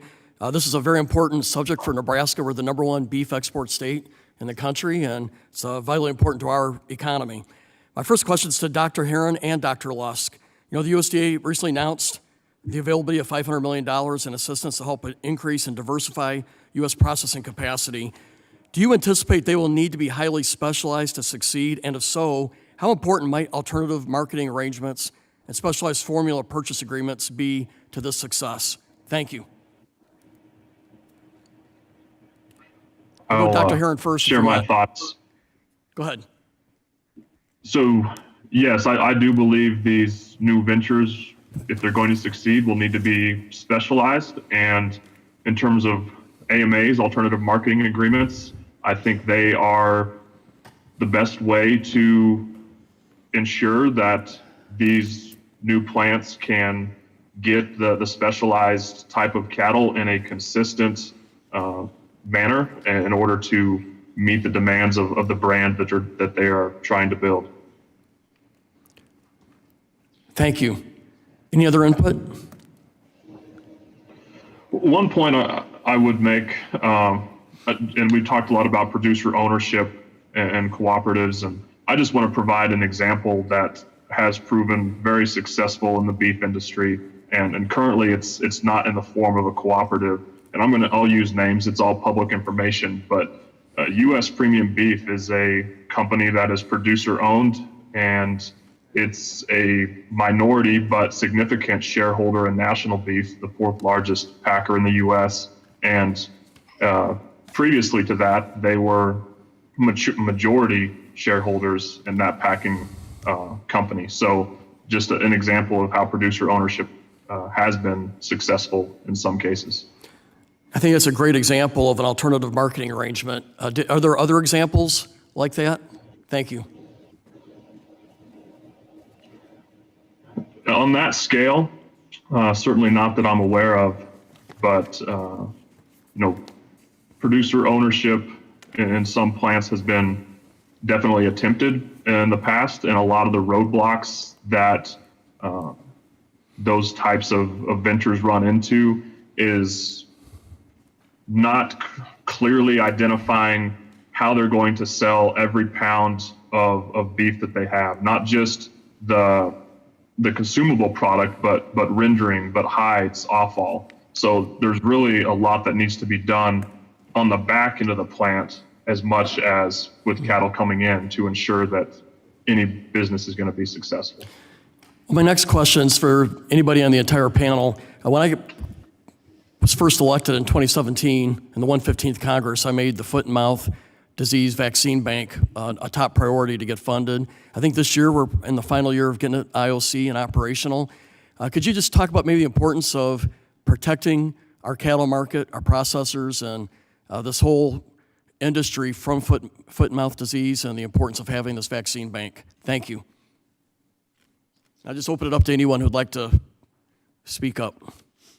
I think we can look at the impacts of some of those animal disease events, whether it's foot and mouth disease or even before that, the mad cow incidents that have extraordinarily negative impacts on the industry. One of the ways that happens is through losing export markets. That's another answer to how some of these, new plants could differentiate themselves is by specializing in products that are demanded by certain foreign customers. So I think when you think about risk mitigation, investments in vaccines and understanding the impacts of new emerging diseases, I think is critically important in ensuring the health of the industry. Well, Mr. Chair, and to the ranking member, I got to tell you, this is a success, I think, out of the committee, getting this foot and mouth disease vaccine bank stood up. I think we're hitting the final year of it becoming IOC, and it's something we can feel proud of that we led in this committee. Thank you. I yield back. Thank you. And vaccines work, as we all know. We were just commenting on any of us who grew up in agriculture and cattle dairy industry understands the concepts of vaccines and herd immunity and everything else. So, but that's just, as my father used to say, common sense. But then he would pause and say, I'm not sure why they call it common sense. It doesn't seem to be that common. Our next question, I think we have, members, votes have been called. And so it's the chair and the ranking member's intention to continue this going. So I believe there are 3 votes, and we'll just alternate them. And for everybody's understanding, the list that I have here in front of me is on the Republican side, Bear, Mann, Feenstra, Moore, and Rouser. And on the Democratic side, Hayes and Spanberger. Hayes has her camera off, I am told, and Spanberger is voting, so I will defer to Mr. Bear. Mr. Bear, you're next. You're up to bat. Thank you, sir. We appreciate it, Mr. Chairman, and appreciate the opportunity with the ranking member Johnson and being able to participate in this very important issue of the cattle marketing. And I really appreciate the expertise that we have in the witnesses before us today. Dr. Lusk, I'm going to probably start with you. We appreciate all the work that you and your team do back at Purdue. That's my alma mater. And you provide tremendous information to farmers and ranchers, and as well as many entities within the food supply chain. And you give them the information to make better and more informed decisions. But I'm going to start, in your testimony, you described how a small number of cattle that are sold on the cash basis influence the price of a much larger number of formula price cattle, and how this may not allow the formula price market to truly reflect these market fundamentals. So I think I'm a little reluctant, since the data and some of the decisions we're talking about are based on 2 very volatile years, the fire at Holcomb, Kansas, as well as the pandemic year. So I would appreciate, and we know that the cattle cycle, in order from the time you decide to breed a cow until that finished steer makes it to market, can be 2 or 3 years.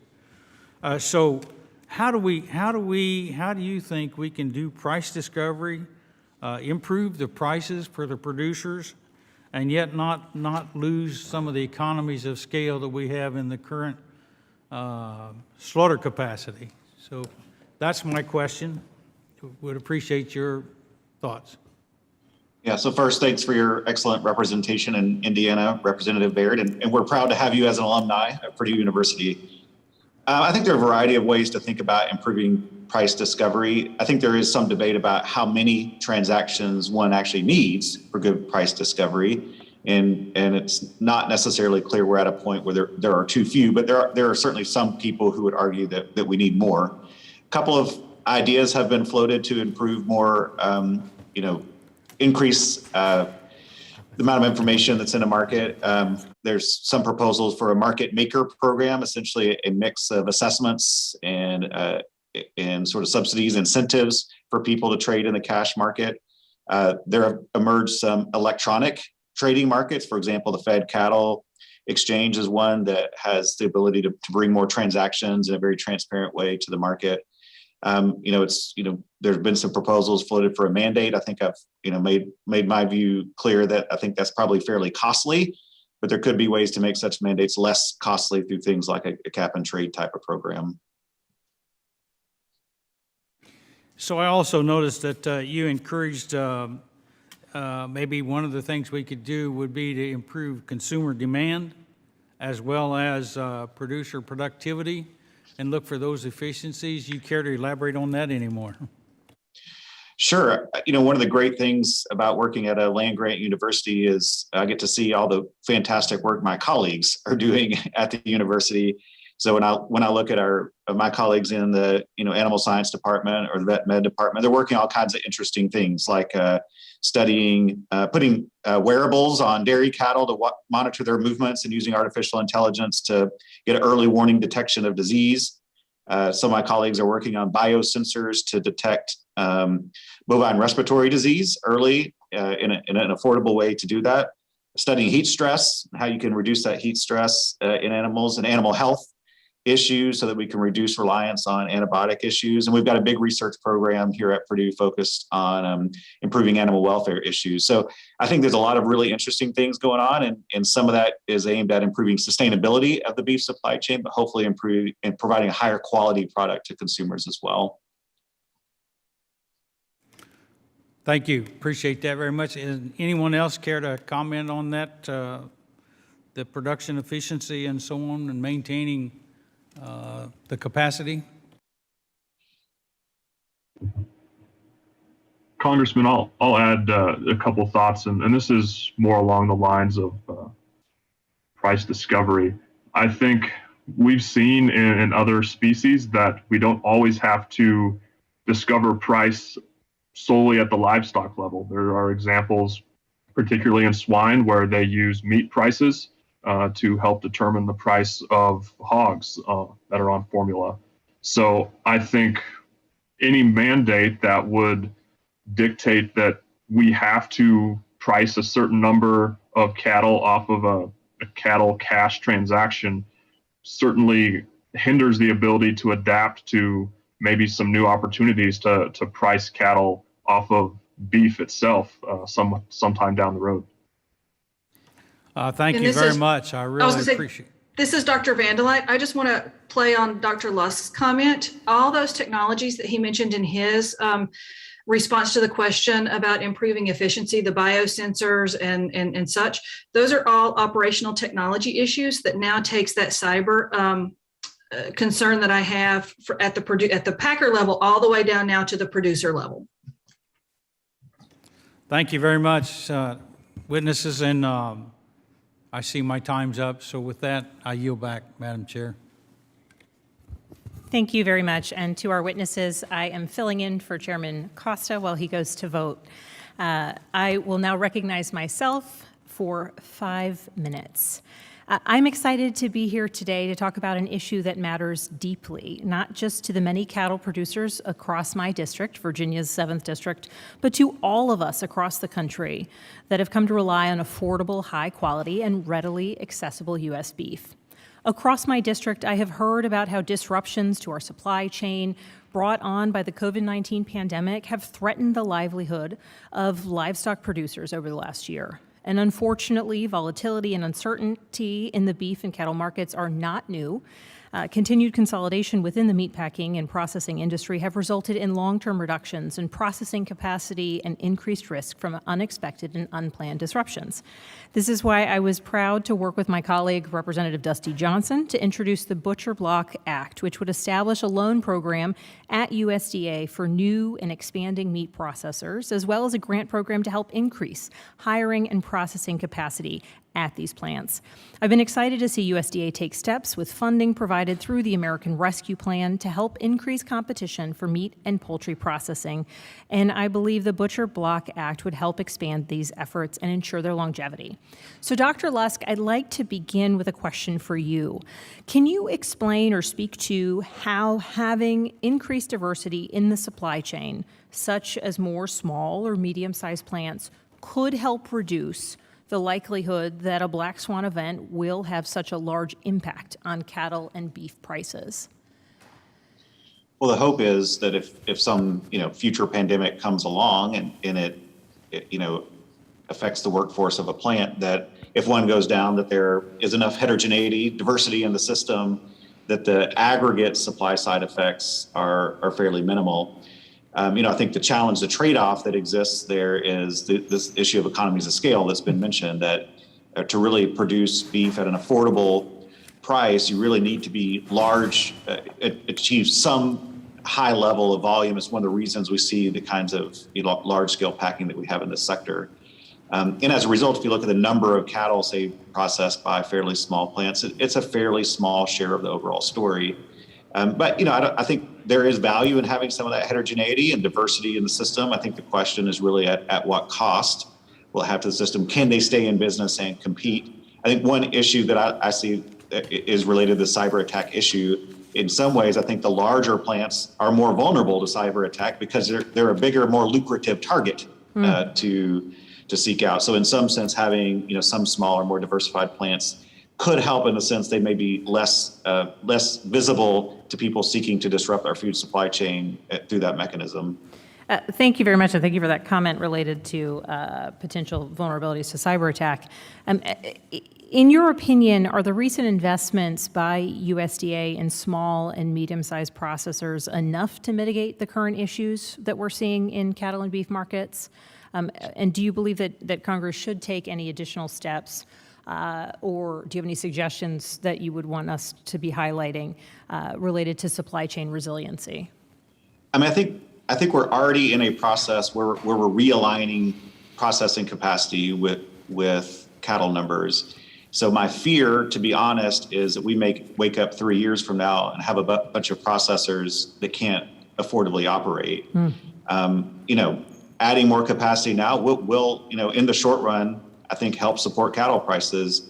But I think what we have to hedge against is, not now, but 4 or 5 years from now, when we get those numbers realigned, is, make sure you keep an eye out for what's happening. And are we going to see a series of bankruptcies or, reductions in plant sizes? I think that's my concern with the additions of capacity we're seeing at the moment. Thank you very much for that. And Dr. Ahearn, would you care to comment on that question or add anything to the answer? Certainly, and in a lot of ways, I would echo what Dr. Lusk mentioned. I've put in my testimony that I think there's opportunity for about 5,000 head of operational capacity. And again, I'm going to highlight that, meaning it not only could come from physical facilities, but could come from improved efficiencies and throughput and better, being able to staff these facilities. I also want to highlight that 5,000 number that I've put out is very contingent on the depth of the contraction in the cow herd.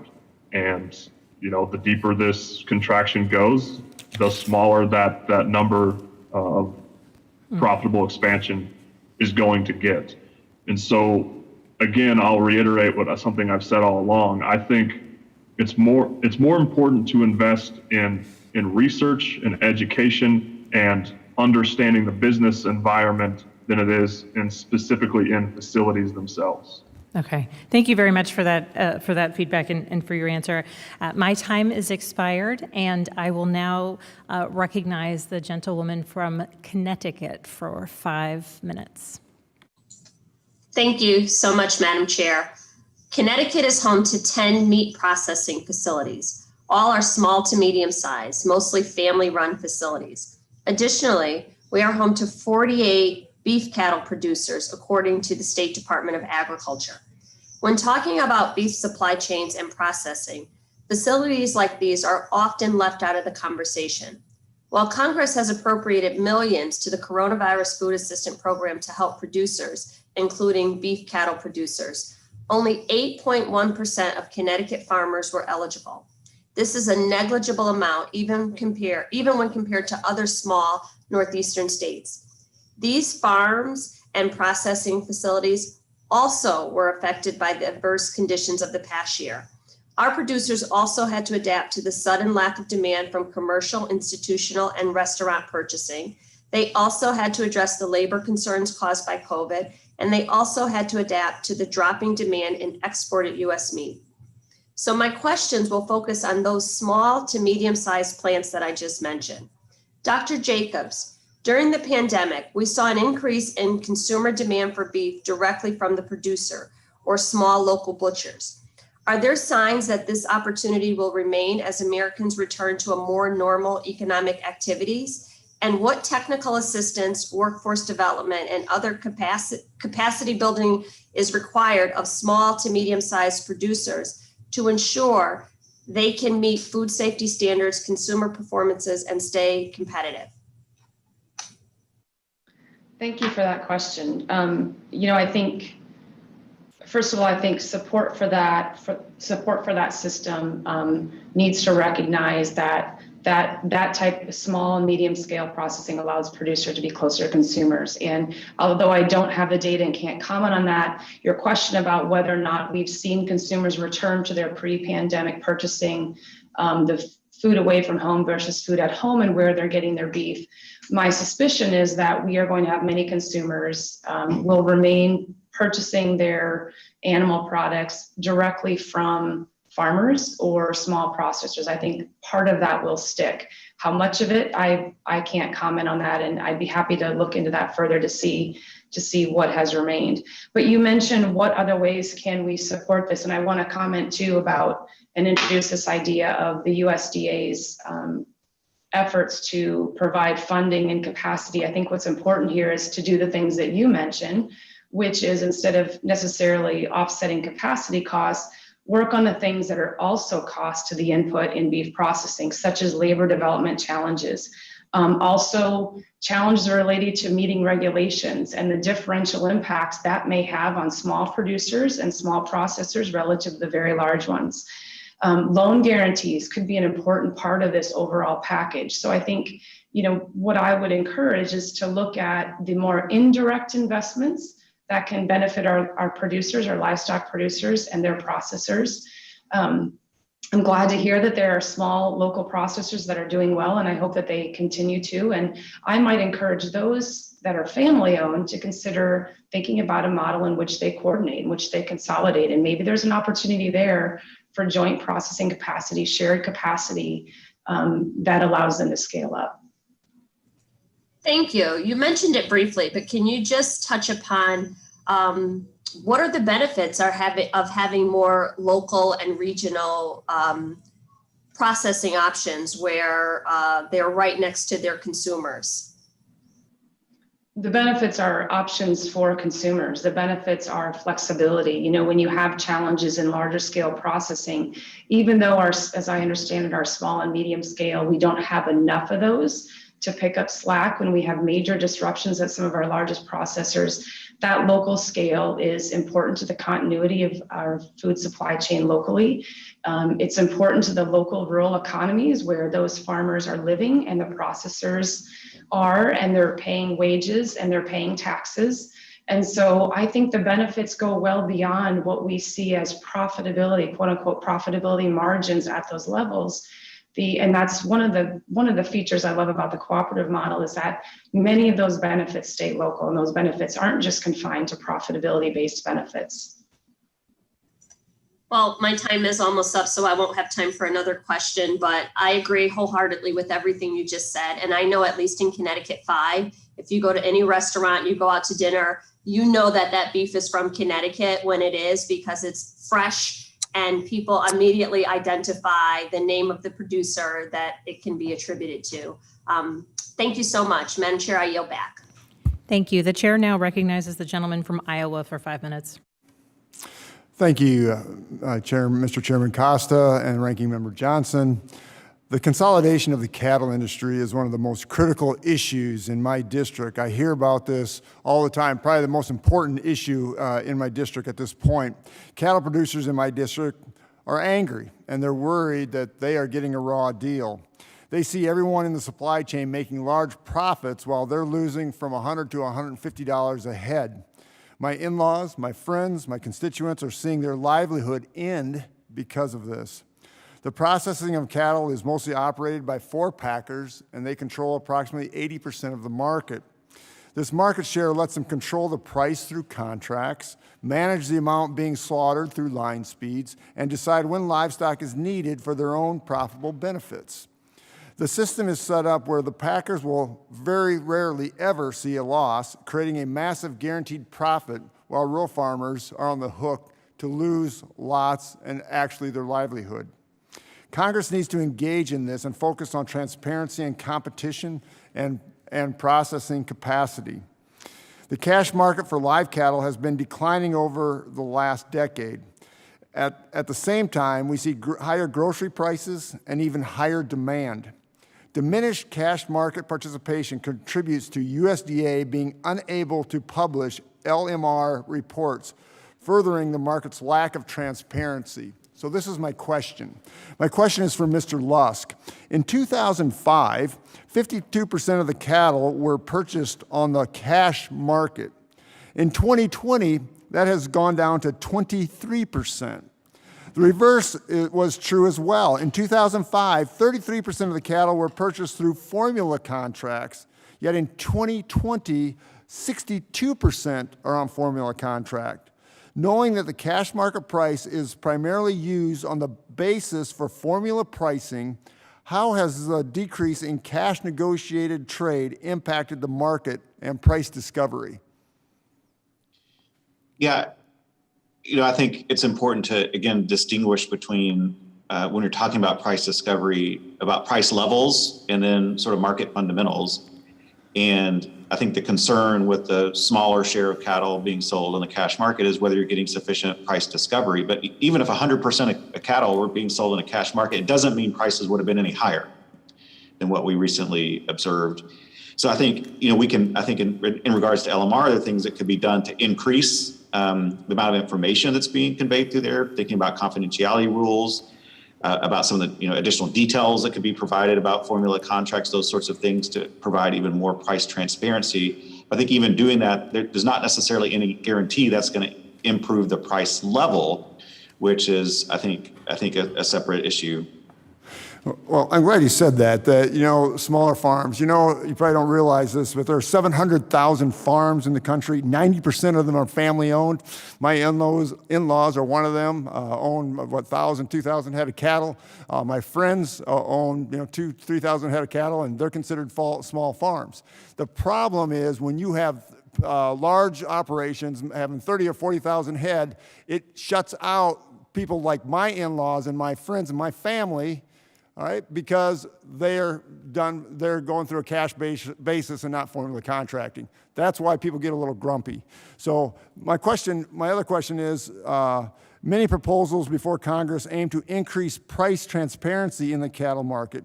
Cattle producers, just like any other business owner, would like to receive higher prices for their product.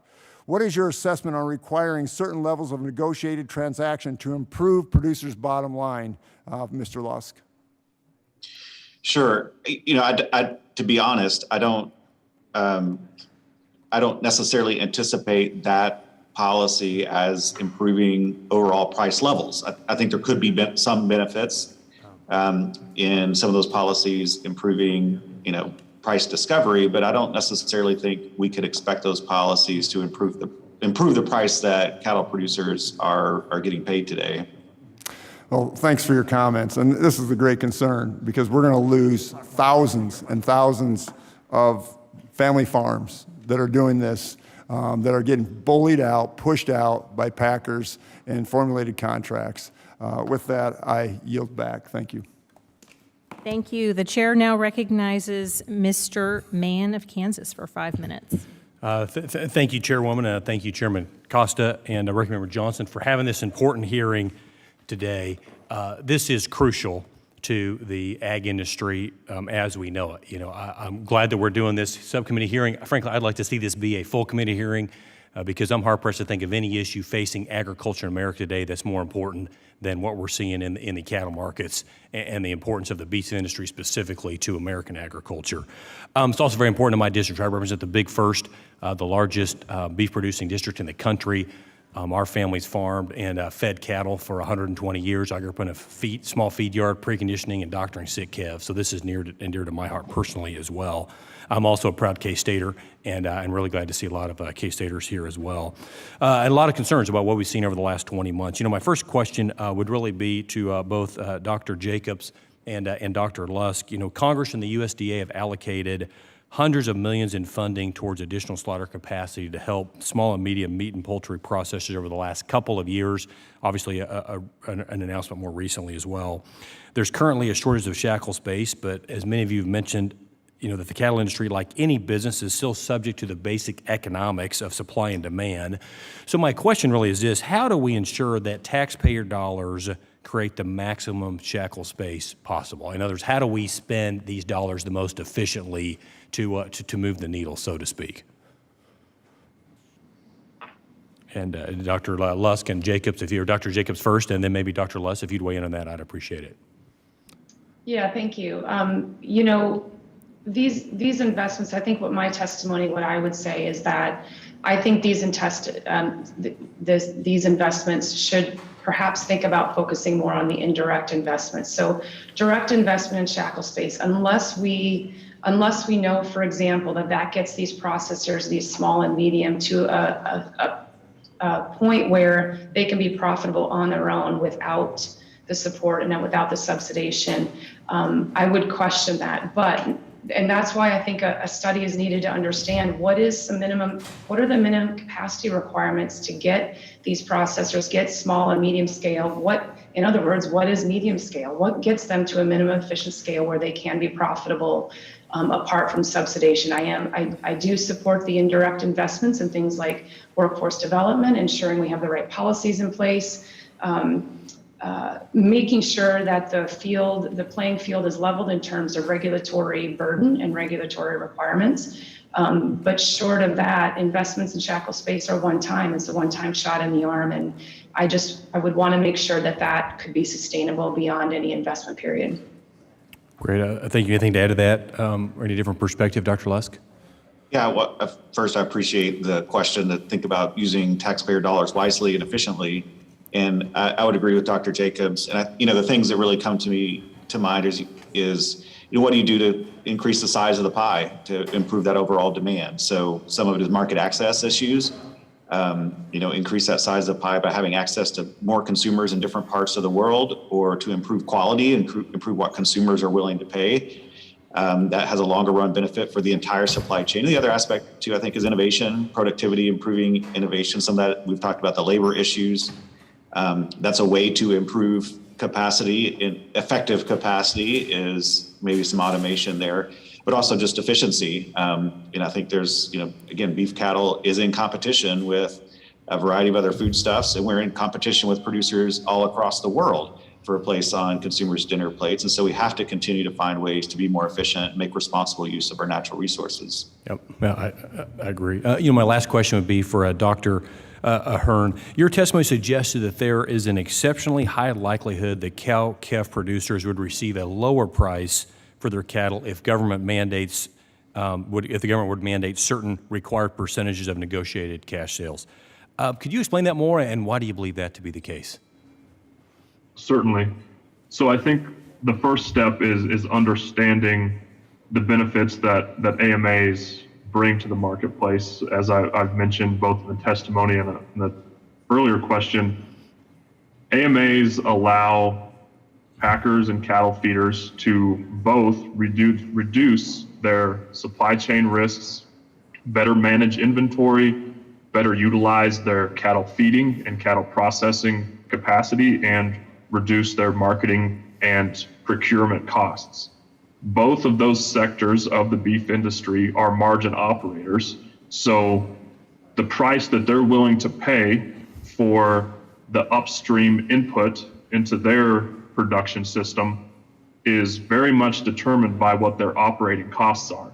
If we increase operating costs at the packer level, packers are likely to pay less for fat cattle. If we reduce the price of fat cattle and increase the operating costs of feedlots, then they are likely to pay less for calves and feeder cattle. So I readily admit that price discovery is necessary, but we have to recognize that it does have a cost, and if we eliminate or reduce the benefits of AMAs, that also has a cost.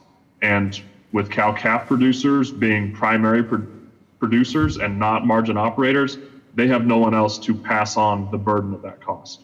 Yeah, great. Well, thank you all. I see my time has expired, so I yield back. Thank you. Thank you. But before we adjourn today, I invite the ranking member to share any closing comments that he may have.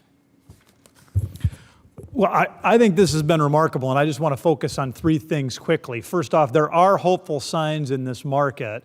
We have future prices trending up, but even more importantly than that, longer term, we have all kinds of macro factors that will contribute to upward pressure on price for producers and should exert some downward pressure on price for consumers. And I think to the extent that we can get that done in a sustainable way, that could be tremendously good news.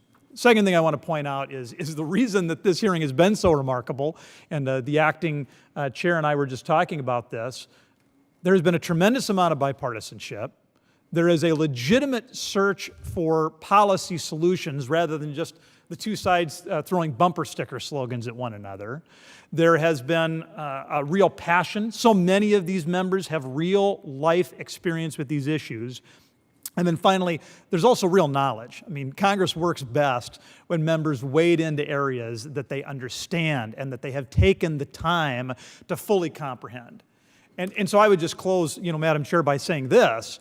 Not only are the signs hopeful, not only has this been a great hearing, but to the extent that we can continue those four major concepts of bipartisanship, search for truth, passion, and knowledge, I think the outlook is even going to be better yet for cattle producers and for consumers, and that's awfully good news in my mind.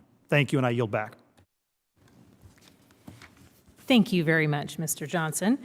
And at this time, votes have been called, and at this time, the subcommittee will stand in recess subject to the call of the chair.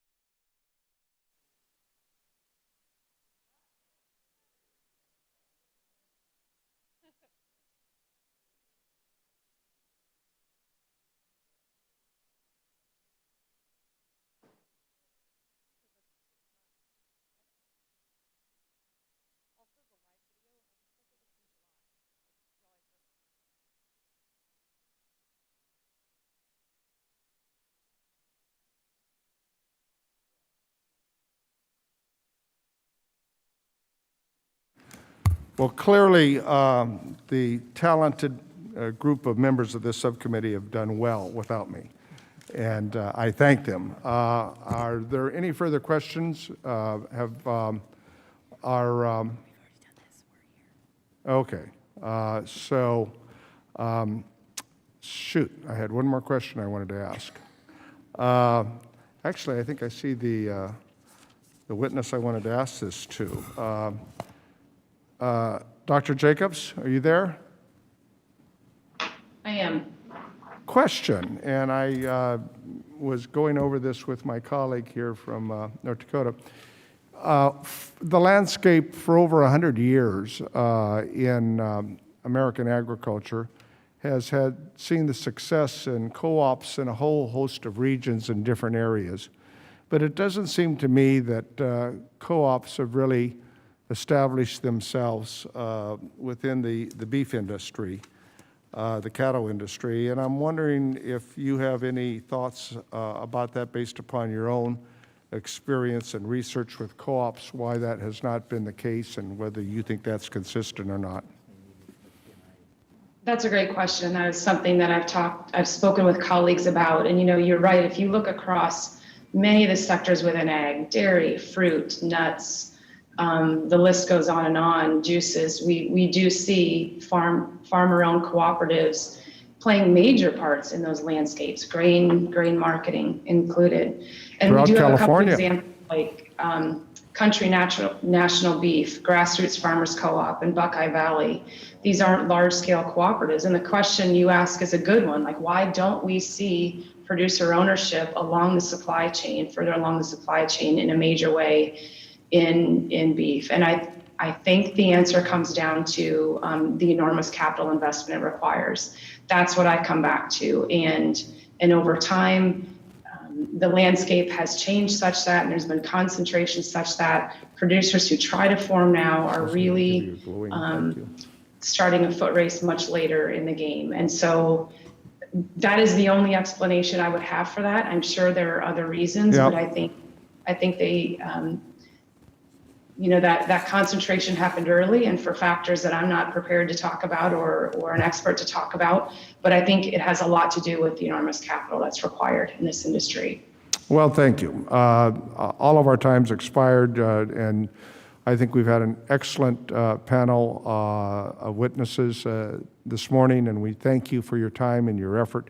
I want to thank the ranking member, gentleman from North Dakota, my friend, and we're going to continue to work together with this subcommittee over the course of this session and the rest of this year to make sure that our efforts are productive and reflective of the needs of the livestock needs throughout our country, and also dealing with issues of foreign agriculture. So thank you all. I want to say that, frankly, the beef supply chain is heavily dependent upon having an important processing capacity to operate efficiently. We've talked about that this morning.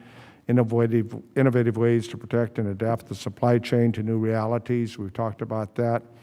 I farm in the Fresno, California area, but I don't farm the way my father did, nor my grandfather. I think that the innovation that we see in American agriculture for over 245 years is a great part of its success. There will be externalities such as wildfires or droughts like we're facing in the West. In California, 50 of the state's 58 counties are under drought emergency. But disasters, we know, are frequent, whether they be floods along the Mississippi River or whether hurricanes in the south.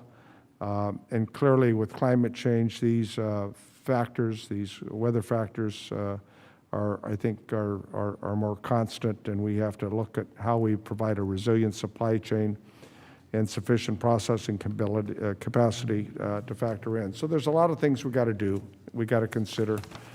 The ranking member and I have talked about ways in which we can work smarter and strategically that will enable us to foster a more shock resilient supply chains, because as we learned in this pandemic, you turn that supply chain upside down and it has significant ramifications, and also more volatility in the marketplace. and that doesn't help anybody. Consumers who are all Americans and our producers. So the chair will adjourn the subcommittee under the rules. Record today's hearing will remain open. The record of today's hearing will remain open for 10 calendar days. To receive any additional material and supplementary written responses from witnesses to any question posed by a member. That is an opportunity for all members of the subcommittee. So this hearing of the Subcommittee of Livestock and Foreign Agriculture is adjourned, and I want to thank the staff on the majority and the minority side for making a very productive subcommittee hearing. Thank you very much.